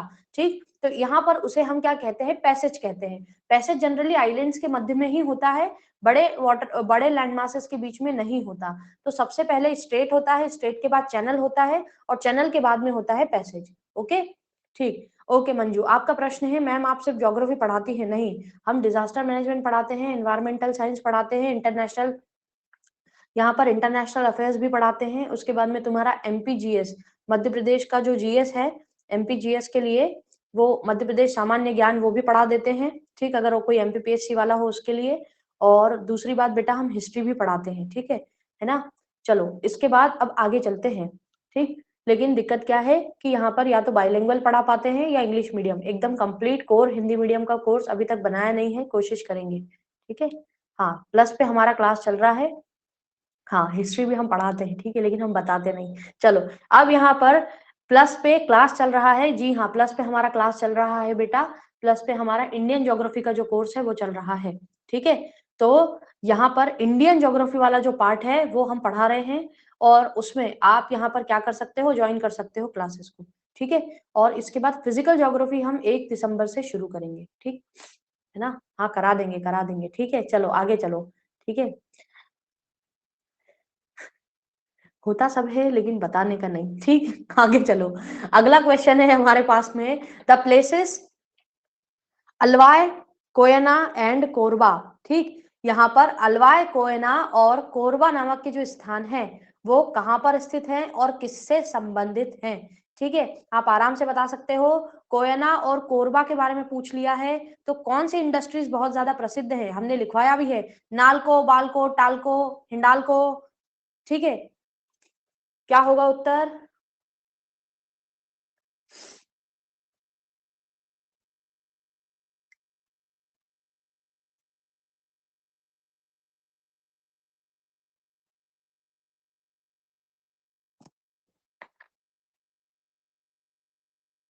ओके, ये है आप लोगों का लीडर बोर्ड। ठीक, यहाँ पर देख सकते हैं आप लोग अपनी रैंकिंग्स, जो टॉप 10 है वो यहाँ पर देख सकते हैं। ठीक है, और बाकी के जो हमारे बच्चे हैं, बाकी लोग जो आंसर कर रहे हैं, ठीक है, मुझे पता है आप सब भी आंसर कर रहे हो। गुड, अगर किसी को कोई कंफ्यूजन हो तो बता देना। ठीक है, जी हाँ, हमने यहाँ पर हिंट भी दे दिया है ना। जी हाँ, हमने इसमें हिंट भी दिया है। ओके, तो यहाँ पर बेटा जितनी भी नालको, बालको, मालको, हिंडालको, ये सब क्या है, भारत में एल्यूमिनियम से संबंधित इंडस्ट्रीज है। एल्यूमिनियम एक ऐसा यहाँ पर हमारे पास में मेटल है जो most of the industrial sector में यूज किया जाता है। सबसे ज्यादा जितना भी यहाँ पर इंडस्ट्रियल सेक्टर है उसमें सर्वाधिक प्रयोग किया जाने वाला एल्यूमिनियम, और एल्यूमिनियम से संबंधित है हमारे पास में क्या, अलवाय, कोयना और कोरबा की खदानें। ये जो खदानें हैं, इन खदानों के द्वारा यहाँ पर बाल्को जो है हमारा, ठीक है ना, Bharat aluminium and aluminium industry limited, ठीक है, तो बाल्को को यहाँ से एल्यूमिनियम पहुंचाया जाता है। ठीक है, बॉक्साइट इसका और होता है, प्रथम और बॉक्साइट होता है, और भी इसके और होते हैं, लेकिन सबसे ज्यादा बॉक्साइट से हमारी इंडिया में एल्यूमिनियम जो है उसको यहाँ पर एक्सट्रैक्ट किया जाता है। तो इसीलिए एल्यूमिनियम इंडस्ट्रीज के लिए बेटा अलवाई की खदान, कोयना की खदान और कोरबा जो छत्तीसगढ़ का क्षेत्र है, ठीक, ये सब बहुत ज्यादा प्रसिद्ध है। ठीक, ध्यान रखना इसको। आगे चले, आगे चलते हैं। अगला क्वेश्चन देखिए, during ancient Indian historical geography the term Ratnakar denotes, ठीक है, हमारे पास में हमारा जो भारत है, भारत में प्राचीन समय में रत्नाकर की श्रेणी में किसे रखा गया, कि कौन सा ऐसा ज्योग्राफिकल फीचर है जिसे रत्नाकर कहा जाता है। ठीक है, the confluence of Ganga, the Jamuna and the mythical Saraswati in Prayagraj, Indian ocean, the bay of Bengal, the Arabian sea, इनमें से किसे कहा जाता है बेटा यहाँ पर रत्नाकर। आज इसके बारे में थोड़ी चर्चा भी करेंगे, आपको बताएंगे क्यों कहा जाता है, क्या कारण है।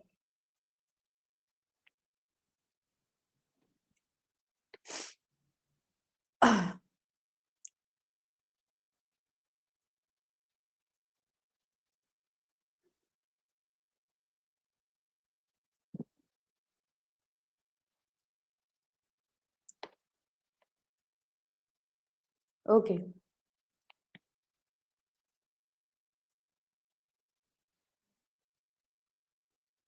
बहुत बच्चों ने यहाँ पर दूसरा उत्तर भी दे दिया है। ठीक, अच्छा आप बताइए, पहले देख लो इनको।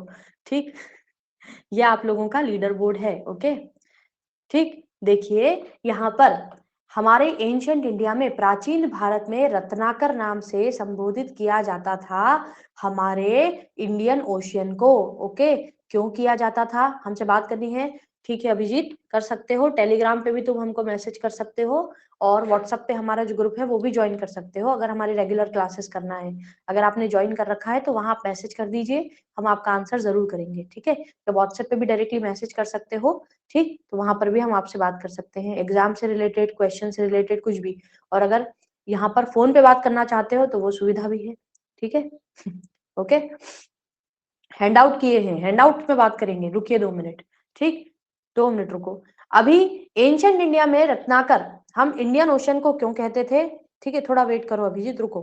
ठीक, इसलिए कहते थे क्योंकि यहाँ पर ऐसा माना जाता था, आपने सिंघल प्रदेश का नाम सुना होगा, अब तुमने नहीं सुना हो तो सुनो। यहाँ पर अभी तुमने मूवी देखी होगी बाजीराव मस्तानी, है ना, ठीक है, बाजीराव मस्तानी में आपने देखा है कि यहाँ पर सॉरी, ओ गलत, बाजीराव मस्तानी नहीं, आपकी पद्मावत, पद्मावत में आपने देखा है रानी पद्मावती जो होती है सिंघल प्रदेश की राजकुमारी होती है। सिंघल प्रदेश यानी श्रीलंका की राजकुमारी होती है।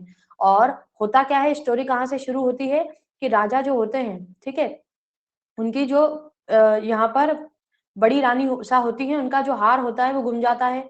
तो राजा साहब क्या करते हैं, हार दे देते हैं किसी को, तो वो हार यहाँ पर, वो कंठी जो होती है, मोतियों की जो पर्ल की माला होती है, उसके लिए उसे ढूंढने वो सिंघल प्रदेश जाते हैं, कि वहीं के ओरिजिनल मोती जो होंगे उससे माला बनवाकर अपनी रानी के लिए लेकर आएंगे।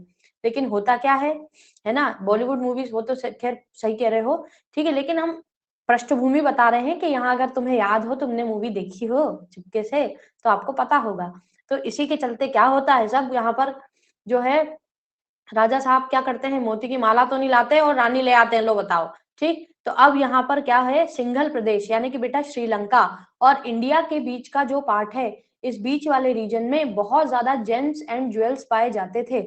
ओके, जो इंडियन ओशियन है इसमें बहुत ज्यादा मात्रा में पुराने समय में काफी सारे यहाँ पर क्या होते थे बेटा, पर्ल्स आदि पाए जाते थे, मोती आदि काफी ज्यादा समुद्र से निकाले जाते थे, जिसकी वजह से इसे रत्नाकर कहा जाता था, कि जो रत्नों से आच्छादित समुद्री क्षेत्र होगा उसे रत्नाकर कहेंगे। तो इस प्रकार से हाँ, राणा रतन सिंह पहुंच जाते हैं। कितना बहुत ही गलत बताया है, ऐसा कुछ नहीं होता है, ठीक है, ऐसा कुछ नहीं होता है बेटा। क्या होता था पुराने समय में, जो राजा महाराजा अगर यहाँ पर एक या दो बहुपत्नीक विवाह अगर करते थे, तो उसका सबसे बड़ा जो कारण होता था वो क्या होता था, उत्तराधिकारी होते थे। ठीक है, एक तो पहला सबसे बड़ा कारण होता था उत्तराधिकारी, दूसरा आसपास के जो राज्य होते थे उनके साथ में संबंध स्थापित करने के लिए विवाह अधिकारी आयोजित किए जाते थे। यानी कि अगर कोई राजा है और वो यहाँ पर अपने राज्य की रक्षा नहीं कर सकते, या यहाँ पर क्या है, अगर गहन समस्या है उनके राज्य को चलाने में, तो वो किसी ऐसे राजा के साथ संधि कर लेते थे और विवाह आदि, जैसे हमारे नहीं होते हैं, हमारे जैसे कि बुआ फूफा जी, मामा जी, तो उनसे क्या होता है, हमारे माता पिता की जब शादी होती है तो उनसे हमारे संबंध स्थापित हो जाते हैं।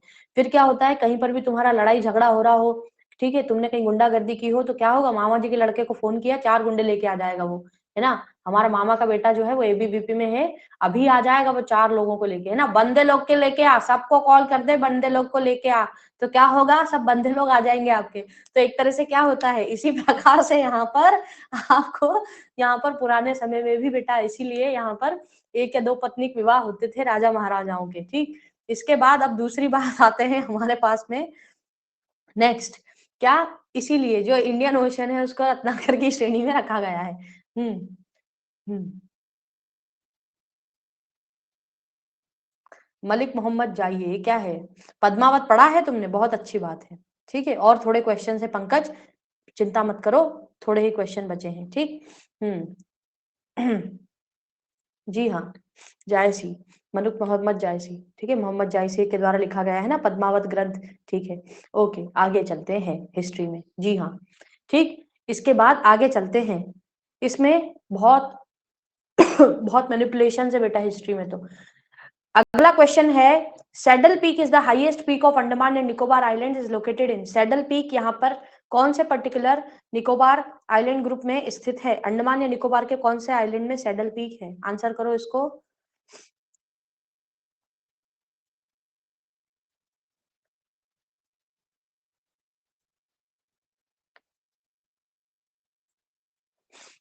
ठीक है, 9 क्वेश्चन और है Pankaj, 9 questions are there only.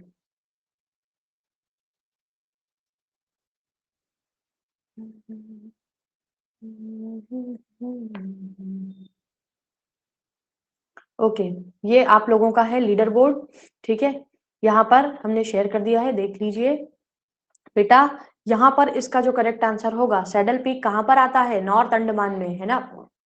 ठीक है, ये अंडमान की सबसे ऊंची पीक है और ये आती है हमारे नॉर्थ अंडमान क्षेत्र में, इसकी लोकेशन ध्यान रखना। अगला क्वेश्चन है आप लोगों की स्क्रीन के ऊपर, अगला क्वेश्चन देखिएगा, western ghats in Maharashtra and Karnataka are known as, ठीक है, ये वापस से रिपीट हो गया है, इसका उत्तर कर सकते हो, बहुत आसान क्वेश्चन है। ठीक है, वेस्टर्न घाट जो है उनको महाराष्ट्र और कर्नाटक में किस नाम से जानते हैं, हमने बता भी दिया था, ये रिपीट हो गया है।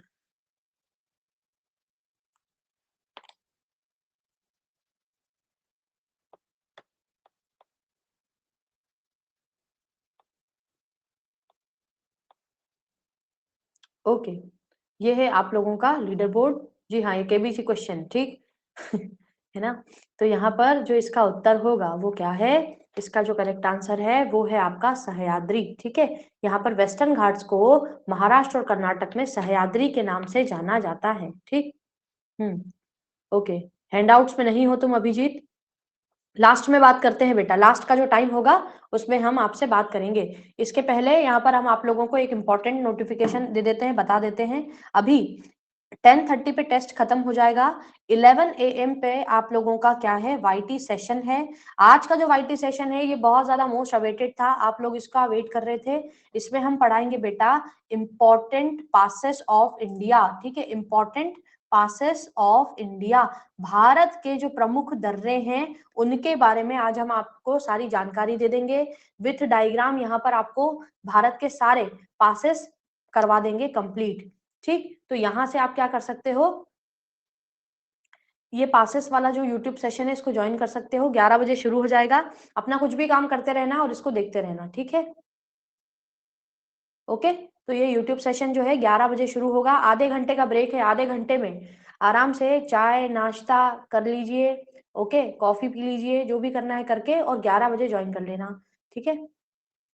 हाँ, आंसर राइटिंग के लिए क्या करना है, कल वाले क्वेश्चंस भेजना है, भेज देंगे, ठीक है। कल वाले क्वेश्चंस आप लोगों का भी पीपीटी उसका भी भेज देंगे, ओके, उसका पीडीएफ पहुंचा देंगे। और दूसरी बात, ये जो सेशन होगा इंपॉर्टेंट पासेस ऑफ इंडिया उसको ज्वाइन कर लेना, उसमें भारत के प्रमुख पासेस पढ़ा देंगे। टेलीग्राम की लिंक जो है वो प्लीज यहाँ पर कोई शेयर कर दो, आदित्य, पूजा, कोई भी बच्चा यहाँ पर टेलीग्राम की जो हमारी लिंक है वो शेयर कर दीजिए, ठीक है। ओके, उसके बाद नेक्स्ट क्वेश्चन कराते हैं।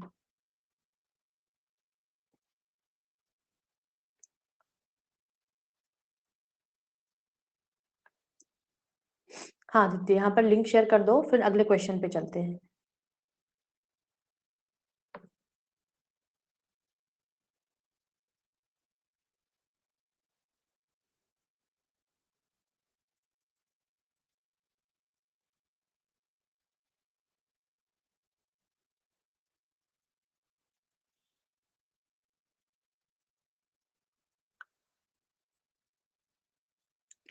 या तो बेटा लास्ट में भेज देंगे, ठीक है, या तो आदित्य लास्ट में भेज देना, ठीक है, अभी टेस्ट कर लेते हैं फिर भेज देना। हाँ अभिजीत, ओके,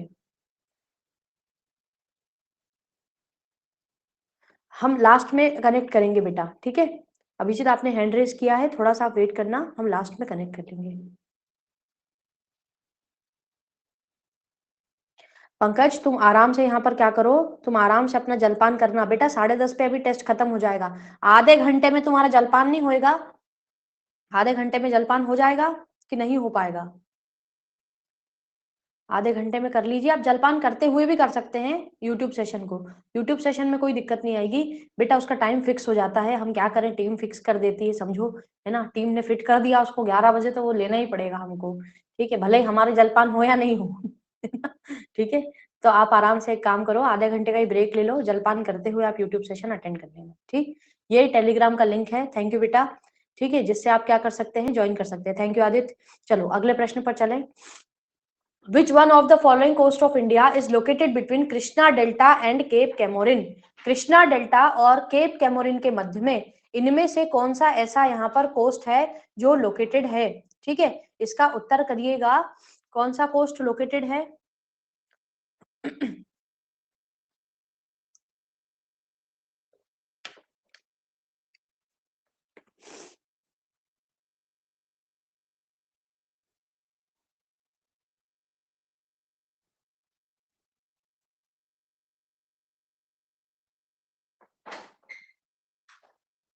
ओके, ये है आप लोगों का लीडर बोर्ड आप सभी के सामने, ठीक है।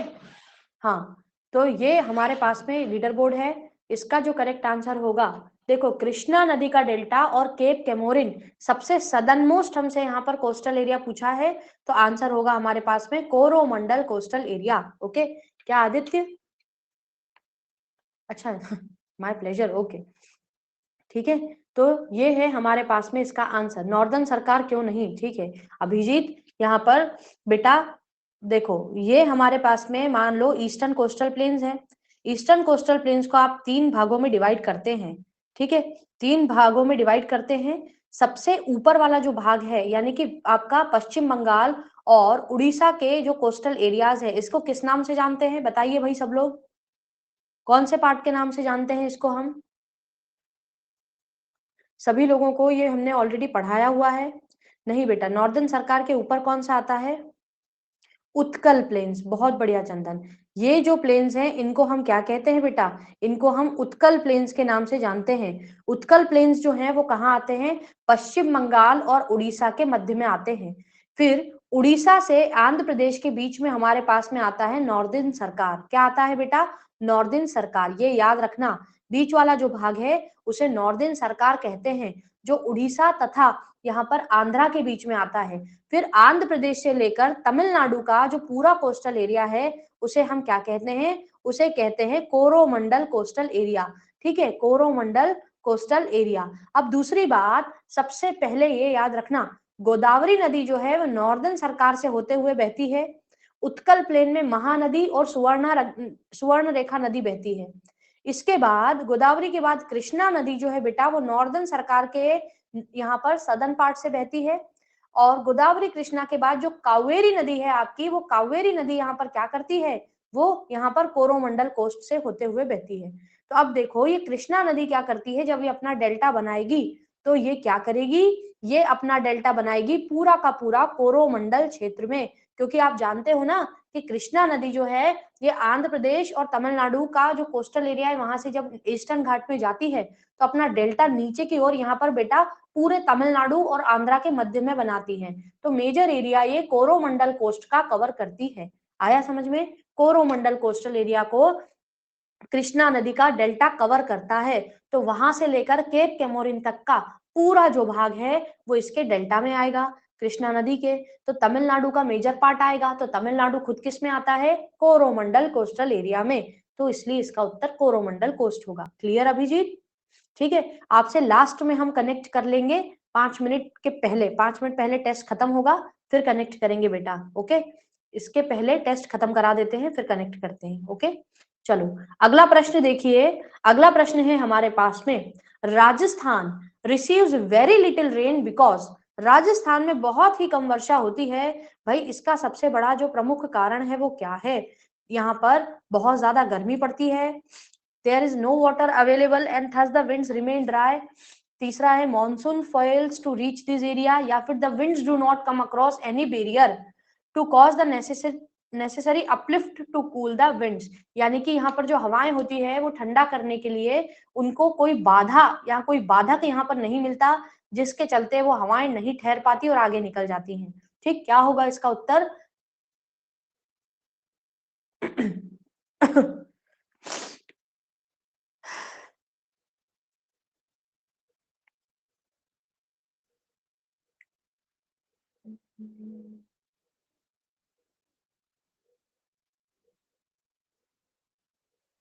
ओके, ये आप लोगों का लीडर बोर्ड है आप सभी के सामने बच्चों, आप देख सकते हैं बेटा। ठीक, यहाँ पर इस प्रश्न का जो करेक्ट आंसर होगा वो क्या होगा? ऑप्शन डी फॉर श्योर, है ना? क्योंकि क्या होता है, राजस्थान में बहुत कम वर्षा इसलिए होती है क्योंकि यहाँ पर अरावली माउंटेन्स जो है, देखो ये एक रेसिडुअल माउंटेन की तरह है। दूसरी बात, अरावली के पीछे वाला जो पार्ट है उसमें इतनी गर्मी होती है, इतनी ह्यूमिडिटी होती है, ह्यूमिडिटी नहीं कहेंगे, वहां पर एकदम हॉट यहाँ पर वेदर होता है, जिसकी वजह से, जी हाँ, क्या होगा, यहाँ पर जो विंड्स होगी बेटा वो मॉइस्चर को क्या करती है? उस मॉइस्चर के को काउंटर पार्ट कर देती है, उस मॉइस्चर को अब्सॉर्ब कर लेती है वो गर्म हवाएं, इसके कारण बारिश नहीं हो पाती। दूसरी बात, ये जो अरावली माउंटेन्स है, इन अरावली माउंटेन से जो विंड्स होती हैं वो इनके पैरेलल चलना चालू कर देती हैं। ठीक है, इनसे टकराती हैं और आगे बढ़ जाती हैं इस तरह से। तो अरावली के पीछे वाला जो रीजन होता है राजस्थान का, वो पूरी तरह से क्या हो जाता है? ड्राई रह जाता है। या यूं भी कह सकते हो कि अरावली से जब यहाँ पर विंड्स टकराएंगी तो ईस्टर्न पार्ट में तो काफी अच्छी बारिश होगी, यानी ईस्टर्न पार्ट जो होगा अरावली का, यहाँ पर तो फिर भी काफी बारिश हो जाएगी, लेकिन जो वेस्टर्न पार्ट होगा ये पूरा ड्राई रह जाएगा, क्योंकि ये लीवर्ड स्लोप होगा या ये रेन शेडो एरिया होगा। ठीक है, तो इस वजह से बेटा जो विंड्स होती है ना, अगर विंड्स की बात करें तो विंड्स को भी कोई बैरियर नहीं मिलता, तो क्या होता है, ये विंड्स डायरेक्टली यहाँ से इधर उधर निकल जाती हैं, इनको कोई बैरियर नहीं मिलता, जिसकी वजह से वो टकरा कर क्या करे, जो थार डेजर्ट वाला एरिया है उसमें बारिश करवाए। ओके, ठीक, ये ऑलरेडी बहुत बहुत डिटेल में कई बार पढ़ा चुके हैं, इसलिए ऐसे ही बता दिया है अभी। ठीक, प्लस क्लास में आओगे तो बहुत अच्छे से डिटेल में और बता देंगे। ठीक है ना?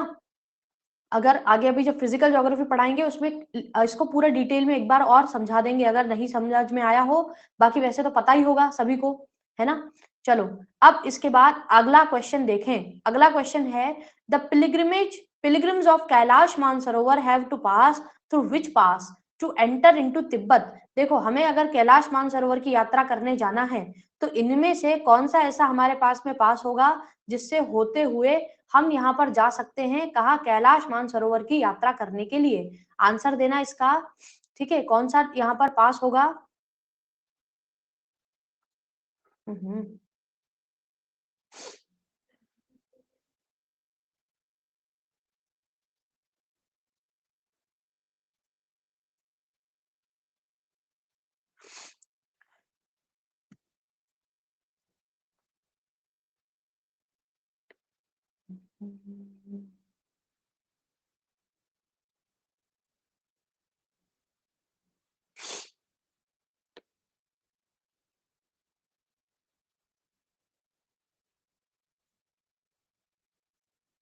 ओके।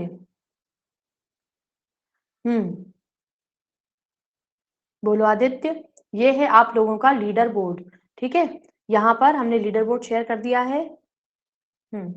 तो इसका जो उत्तर होगा वो क्या होगा।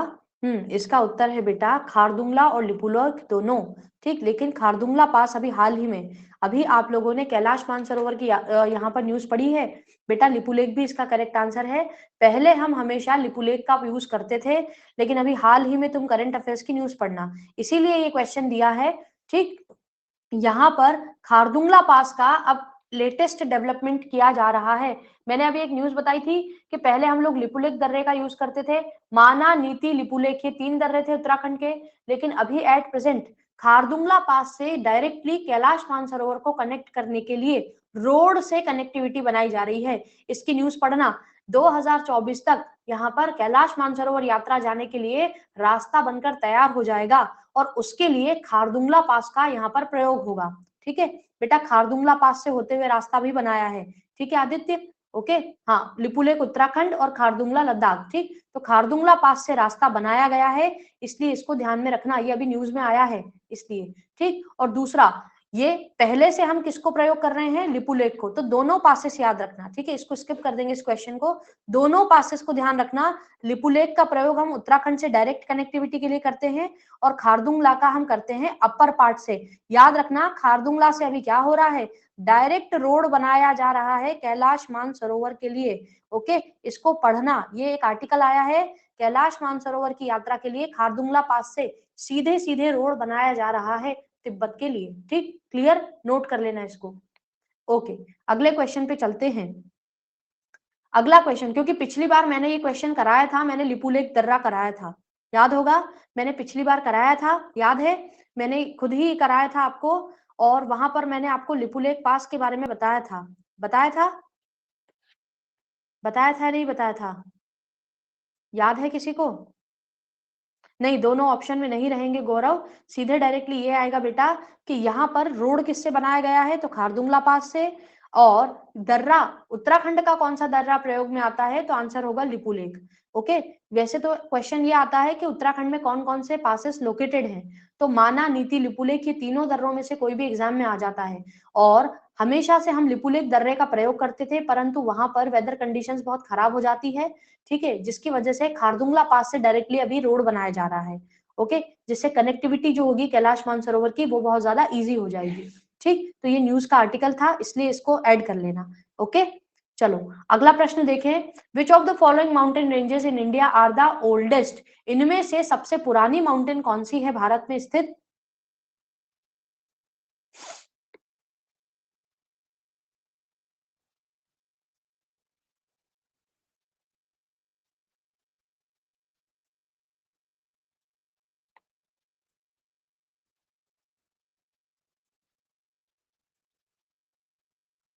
ओके, ये रहा आप लोगों का लीडर बोर्ड, वेरी गुड, जी हाँ, गुरु शिखर जिसकी सबसे ऊंची चोटी है, ठीक है, गुरु शिखर जिसकी सबसे ऊंची चोटी है वो है हमारा अरावली। अरावली जो है बेटा, इसको हम क्या मानते हैं, प्री कैम्ब्रियन एरा का यहाँ पर माउंटेन मानते हैं, प्री कैम्ब्रियन एरा यानी कि आज से 42 मिलियंस ऑफ ईयर्स के भी पहले। दूसरी बात, अरावली जो है ये पूरे वर्ल्ड में सबसे ज्यादा ओल्डेस्ट माउंटेन के रूप में भी जाना जाता है। बेटा 4 क्वेश्चन और है, बस आपकी जो क्लास है वो 5 मिनट और बची है, ठीक है मंजू, है ना? 1.5 घंटे की क्लास रहती है, 1.5 घंटे में हम कोशिश करते हैं 35 क्वेश्चन का टेस्ट रखते हैं बेटा। लगभग 35 क्वेश्चन का टेस्ट होता है, जिससे आपको पता चल जाता है आप कहाँ पर स्टैंड करते हैं, ठीक। अगला क्वेश्चन देखिए, विच one of the following does not line in Maharashtra? इनमें से महाराष्ट्र में कौन सी हिल्स नहीं आती है? इसका उत्तर करिएगा, ठीक है। महाराष्ट्र में ना आने वाली सातमाला की पहाड़ियां, मांडव की पहाड़ियां, हरिश्चंद्र रेंज या फिर बालाघाट रेंज, इनमें से कौन सी पहाड़ी नहीं आती है यहाँ पर? इसका उत्तर दीजिए।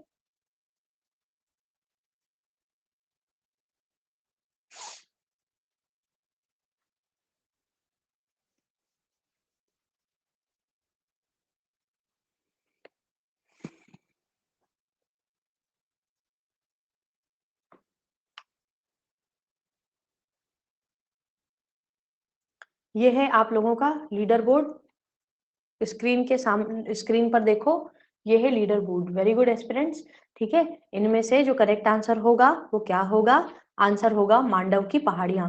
ये मांडव की पहाड़ियां जो है ये कहाँ पर है?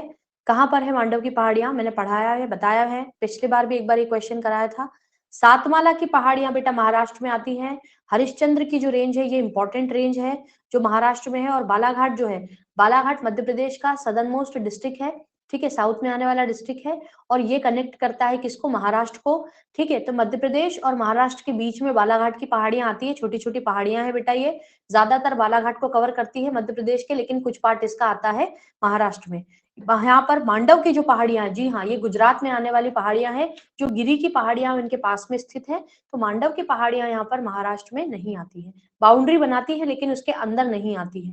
तो मांडव की हिल्स जो है वो कंपेरेटिवली थोड़ी दूर होंगी, बाकी बिल्कुल एग्जैक्ट महाराष्ट्र के अंदर होंगी, ठीक है।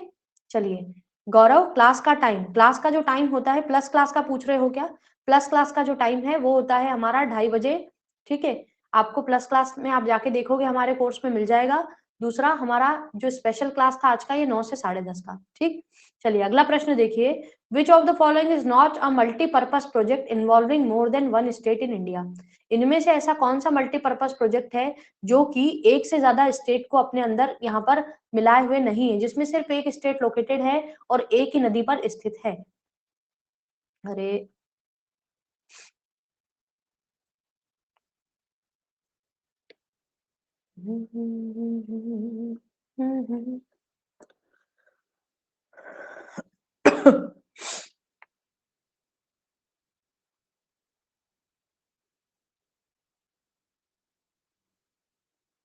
ओके, ये देखिएगा लीडर बोर्ड आप सभी के सामने है, ठीक। इस प्रश्न का जो करेक्ट आंसर होगा वो होगा हमारे पास में नागार्जुन सागर डैम।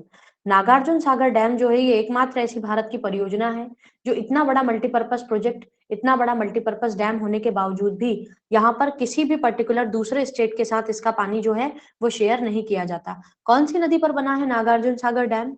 कितनी 2 बार डैम पढ़ा चुके हैं, है ना, पिछले बैच में भी और इस वाले में भी।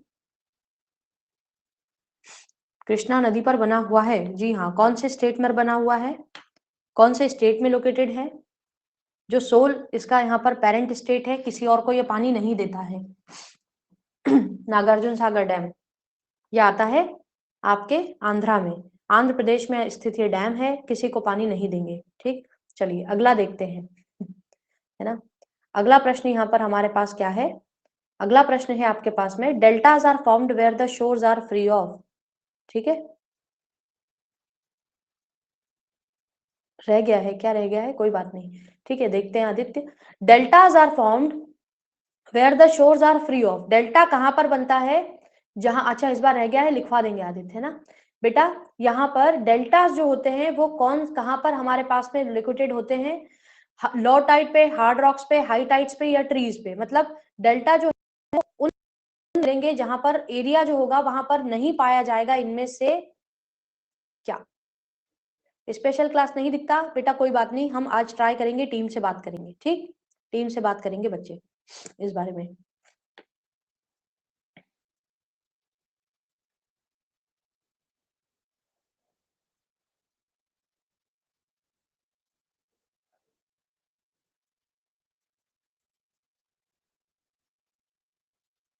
ओके, ये आप लोगों का लीडर बोर्ड है, देख सकते हैं।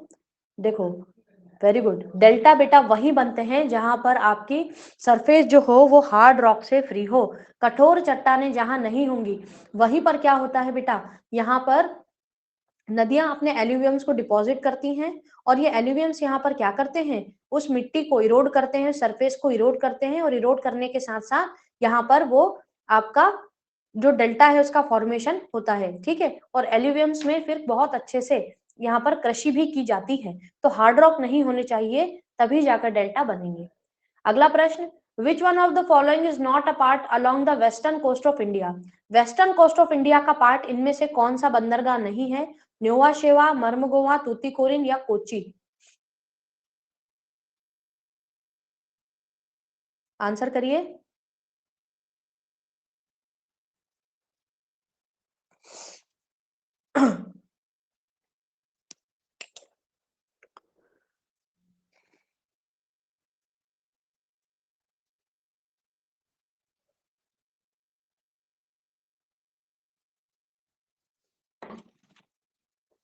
ओके, ये है आप लोगों का लीडर बोर्ड, यहाँ पर आप देख सकते हो बच्चों, ठीक। यहाँ पर जो हमारे पास में इसका आंसर होगा, इसका आंसर होगा तूतीकोरिन पोर्ट। तूतीकोरिन कौन से स्टेट का पोर्ट है, न्योवा शेवा जो है ये महाराष्ट्र का बेटा इंपॉर्टेंट पोर्ट है, भारत का सबसे हाईटेक पोर्ट।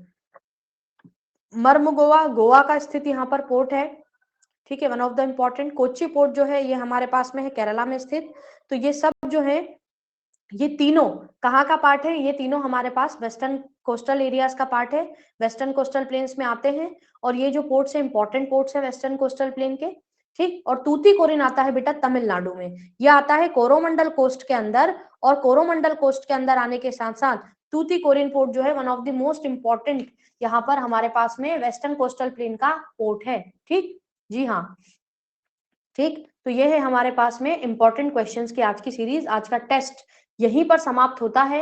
अब अपने डाउट्स पूछिए, ठीक है। सबसे पहले मंजू, मंजू स्पेशल क्लास नहीं दिख रही है, हम बात करेंगे टीम से ताकि क्लास दिखे, ठीक। इसके बाद में यहाँ पर अगर जो बच्चे जाना चाहते हैं वो जा सकते हैं, 11 बजे शार्प आपको आ जाना है। किसके लिए 11 बजे शार्प हम मिलेंगे यहाँ पर हमारे यूट्यूब सेशन में। आज हम इंपॉर्टेंट पासेस ऑफ इंडिया पढ़ाएंगे। जी हाँ, कॉन्ग्रेचुलेशन आदित्य, बाकी सबको भी जो बेटा जिन्होंने यहाँ पर टेस्ट दिया सबको बधाई, क्योंकि इतना यहाँ पर आप लोगों को कंसिस्टेंसी मेंटेन कर लोगे आराम से एग्जाम निकल जाएगा, कोई बहुत बड़ी बात नहीं है, है ना। बस डेली तैयारी करोगे तो डेली तैयारी से बहुत फर्क पड़ेगा। Okay, thank you so much बच्चों। यहाँ पर रेज किया है हैंड अभिजीत ने। ओके अभिजीत, आपसे हम कनेक्ट कर लेते हैं। Hello ma'am, good morning. Hello. Hello हाँ मैम, आवाज आ रही है? अभिजीत, हेलो। आपकी आवाज नहीं आ रही बेटा हमें। अब आवाज आ रही है मैम? हेलो हाँ, आवाज आ रही है मैम? हाँ, हेलो। हेलो। हेलो, आवाज आ रही है मैम? हेलो। हेलो।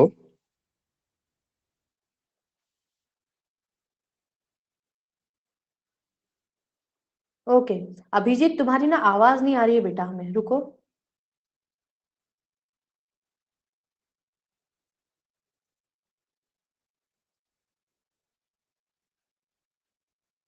आवाज आ रही है, आप लोगों को आ रही है, हमें नहीं आ रही है। अच्छा एक मिनट, हमने शायद माइक कनेक्ट किया है इसलिए, ठीक है रुको, ठहरो, वापस से अभिजीत कनेक्ट करो, अब बोलो। हाँ अब कनेक्ट करो बेटा। हाँ हम इनवाइट कर लिया है हमने तुमको। Good morning. हेलो। हेलो, हाँ अभिजीत अब बोलो, अब आवाज आ रही है। हाँ जी, मेरा एक पर्सनल सा कंसर्न था मैम। जो लास्टली मैंने एग्जाम दिया था, ये ओके बीपीएससी टीचर का प्राइमरी में एग्जाम दिया था, मेरी प्रिपरेशन काफी अच्छे थे। ओके मैंने मैंने गलती क्या की, जो एग्जाम के टाइम जो है टाइम मैनेजमेंट नहीं कर पाया, क्योंकि हमको हैबिट था क्या, ऑनलाइन मतलब देते उसमें ऑनलाइन ऑनलाइन टिक कर देते। हमको ये पता नहीं था जो हाँ कम से कम 120 क्वेश्चन को फिल करने में, काला करने में कम से कम हाँ से 25 मिनट टाइम चाहिए। तो बिल्कुल लास्ट बिल्कुल हमको ये मतलब कभी सोचे भी नहीं थे और प्रिपरेशन काफी अच्छा था। तो उसके कारण हुआ क्या, जब लास्टली हमको लगा क्या हम क्वेश्चन बना रहे थे, हमको टाइम में लगा क्या सिर्फ 10 मिनट बचा, तो उसके कारण मैंने क्या किया, बहुत फास्टली मैंने कलर फिल करना शुरू कर दिया, ब्लैक करना शुरू कर दिया। तो उसके कारण क्या हुआ, मेरे 10 से 12 क्वेश्चन, 12 से 14 क्वेश्चन जो है मेरे गलती हो गए, मतलब फिल करने के टाइम में 12 से 14। तो उसके कारण क्या हुआ, मेरा जो है 5 नंबर से मेरा जो है मेरिट लिस्ट से हम बाहर हो गए मैम। ओके। देखो अभिजीत, इसका हम बहुत अच्छे से तरीका बताते हैं। ये हमारे साथ भी एक बार एमपीपीएससी में हुआ था।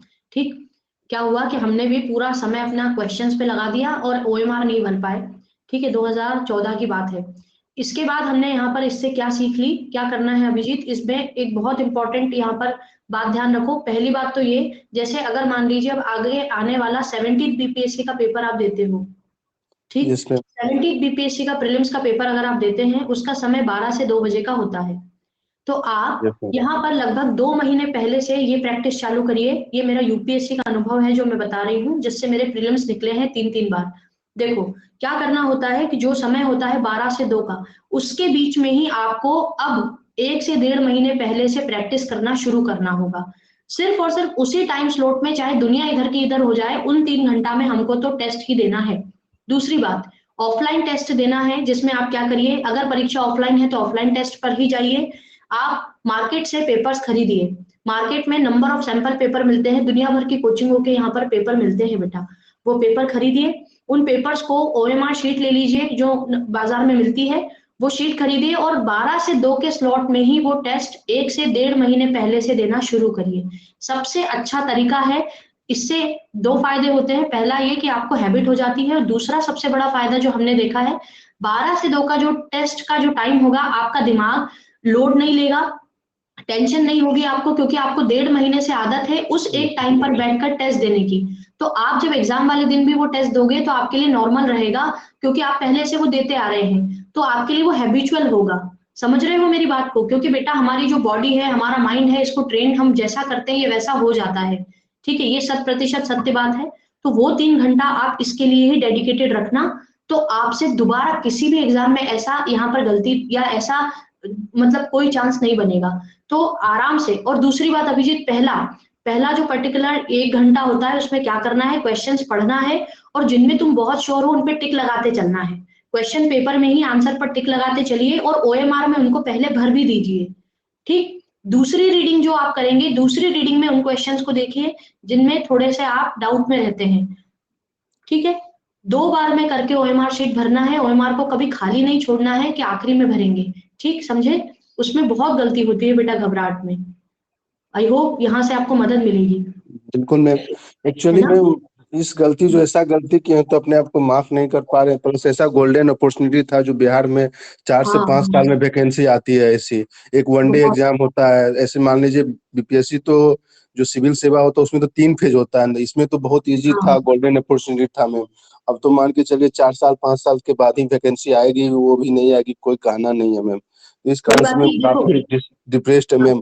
अब समझ में नहीं आ रहा है क्या करें मैम, आगे फर्दर कुछ समझ में नहीं आ रहा है मैम, नहीं नहीं क्योंकि इतना अभिजीत, इजी नहीं है बीपीएससी सिविल सेवा, इतना इजी नहीं है मैम।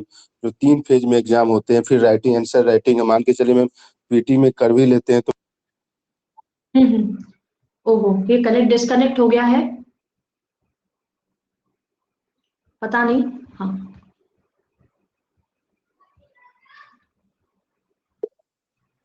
ओके। मैम मैं ये यही बोल रहा था मैम, उस दिन से एग्जाम जिस दिन से दे के आए हैं पेपर, तो हाँ, काफी गिल्टी महसूस हो रहा है अपने आप में, और बहुत शर्मिंदा भी लग रहा है, जो मुझसे जो कमजोर लड़का था उसका हो गया, मेरा नहीं हो अरे पाएगा खुद के देखो, मिस्टेक से मैम। हाँ अभिजीत, वो मैं तुम्हारी जो बात है बहुत अच्छे से समझ पा रही हूँ, क्योंकि बेटा ये बहुत इतनी मेहनत करने के बाद अगर सिलेक्शन नहीं होता तो अपने आप में बहुत ज्यादा उससे तकलीफ होती है। I can relate it. पर अब आगे देखो, पुलिस का अभी फॉर्म भरे हो? जो एसआई का एग्जाम आ रहा है बिहार में, बिहार दरोगा, उसका आपने भरा है? वो बहुत अच्छा एग्जाम है, बहुत अच्छा अपॉर्चुनिटी है। हमारा एक छोटा सा वीडियो है, हमने ना ईमानदारी से हर बात बताई है, उसको एक बार देख लेना। जो किताबें बताई है वो ले लेना। ठीक, उसको एक बार एग्जाम वो दे के देखिए, बहुत मदद करेगी वो आपकी, है ना? कि अभी एसआई का एग्जाम है, उसमें देखो ज्यादा कुछ नहीं, उसका मेंस भी इतना कठिन नहीं है। तुम उसमें बस क्या करो, स्ट्रेटेजी अगर आप अपनाओगे ना, उसकी जो स्ट्रेटेजी है कि तैयारी में आपको कैसे प्री जो है उसमें अच्छा मार्क्स स्कोर करना है और मेंस में क्या करना है, उसके बेसिस पे आप सिलेक्ट हो सकते हैं बिहार दरोगा में, अगर आप फिजिकल में मेहनत कर सकते हैं तो। नहीं, फिजिकली मैम, फिजिकली बहुत चैलेंजेस है मैम उसमें। अच्छा ऐसा, हाँ क्योंकि बैठ के पढ़ने की हैबिट हो जाती है तो फिर फिजिकल जो होता है वो नहीं कर पाते, तो कोई नहीं, नहीं है। लेकिन इस बार ना पीसीएस का एग्जाम भी दो, अब और क्या कर सकते हैं, लेकिन ये हमें भी बहुत दुख हो रहा है कि मतलब ओएमआर की वजह से देखो अपॉर्चुनिटी चला गया। लेकिन प्लीज अब अगर 70 बीपीएससी का। मैम देखिए मैम, एक्चुअली होता है हाँ हेलो, ऑप्टेंड करने में। हाँ हेलो मैम, हेलो। ऐसा करिए, हाँ जैसे कि देखो आदित्य ने लिखा है ना बिहार एसएससी का जो एग्जाम आने वाला है, ये यस बिहार मैम। एसएससी भी भर दो। देखो एग्जाम के सभी के फॉर्म भरो, अभिजीत आपको भी नहीं पता कि आपको लक कहाँ ले जा रहा है, हो सकता है कि कोई और अच्छी अपॉर्चुनिटी आपको मिल जाए, है ना। Yes ma'am. इसलिए बेटा ऐसे होप नहीं खो, अभी मैम तो नहीं मैम, तुम्हारी मैम है। हाँ एक्चुअली मैम क्या हुआ कि मतलब जो है कॉन्फिडेंस का वाट लग गया मैम। अब मतलब पढ़ने लिखने का थोड़ा भी मन नहीं करता है मैम। 1 महीना हो गया, मतलब 10-15 रोज से कुछ भी मन नहीं करता है। वो तो आपका वीडियो हम देख रहे थे मैम, हम प्लस में हमारे सब्सक्रिप्शन किए हुए हैं, साल भर से लिए हुए हैं, पढ़ाई कर रहे थे। तो हाँ मतलब हिम्मत, तो सेल्फ कॉन्फिडेंस का मतलब जो है पूरा डाउन हो गया है मैम। मतलब नहीं थोड़ा भी देखो, पढ़ने का मन नहीं करता है मैम। नहीं मैं बहुत अच्छे से समझ रही हूँ, क्योंकि अभिजीत ये चीज ना हम खुद फेस कर चुके हैं ना, हम इंटरव्यू देकर आए थे यूपीएससी का, उसके बाद हमारी भी सेम स्थिति थी, क्योंकि इतनी मेहनत कर ली हमने, ठीक है। 8 साल बहुत बड़ी बात होती है, 8 साल करने के यस बाद फिर अचानक से ऐसा हुआ, एक नंबर से रह गए थे, 759 मार्क्स थे, 750 कट ऑफ था, तो एक नंबर से रह गए तो बहुत अखर गया था। लेकिन क्या है अभिजीत कि देखो अभी तैयारी के फेज में हो, अभी यहाँ पर क्या करो, थोड़ा सा ब्रेक और चाहो तो ले लो, लेकिन ब्रेक के बाद ना फिर से शुरू करिए। और टीचर का वैकेंसी आने के चांसेस हैं, ठीक है। जैसे बहुत बच्चे भी लिख रहे हैं यहाँ पे कि आ सकता है टीचर का वैकेंसी फिर से, तो बेटा यस अगर नहीं। सेकंड फेज आता है तो अभिजीत तुम पीछे मत रहो, पीछे रह जाओगे अगर नहीं पढ़ोगे तो इसीलिए क्या है, अब इस पर काम करना फिर से शुरू करो। देखो तैयारी अपने बनाए रखो, क्योंकि चुनाव है ना, चुनाव आने वाले हैं, बहुत घोषणाएं होंगी, बहुत परीक्षाएं भी होंगी, तो इसलिए क्या है, तैयारी जो है तैयारी से जुड़े रहो, तैयारी को छोड़ो नहीं, ठीक है ना। अभी तो हम यही कहेंगे ज्यादा से ज्यादा अभिजीत, अभी आपकी एज कितनी होगी, फिर 27, 27 मैम, 27 है। 27। देखो अभिजीत मेरी ईमानदारी से बात मानो तो यस 27 है, तो 29 तक का टाइम अपने आप को दो, लेकिन हाँ 30 होते ही तुम दूसरी चीज में या दूसरा काम शुरू जरूर कर देना, साइड बाय साइड। ये मत करना तुम 35 तक तैयारी ही करते रहो, क्योंकि हमने बहुत बच्चों को डिप्रेशन में आते देखा है। 30 तक तुम आराम से करो, और रेलवे की वैकेंसी जो आए वो जरूर भर देना, रेलवे एनटीपीसी तो भर ही देना।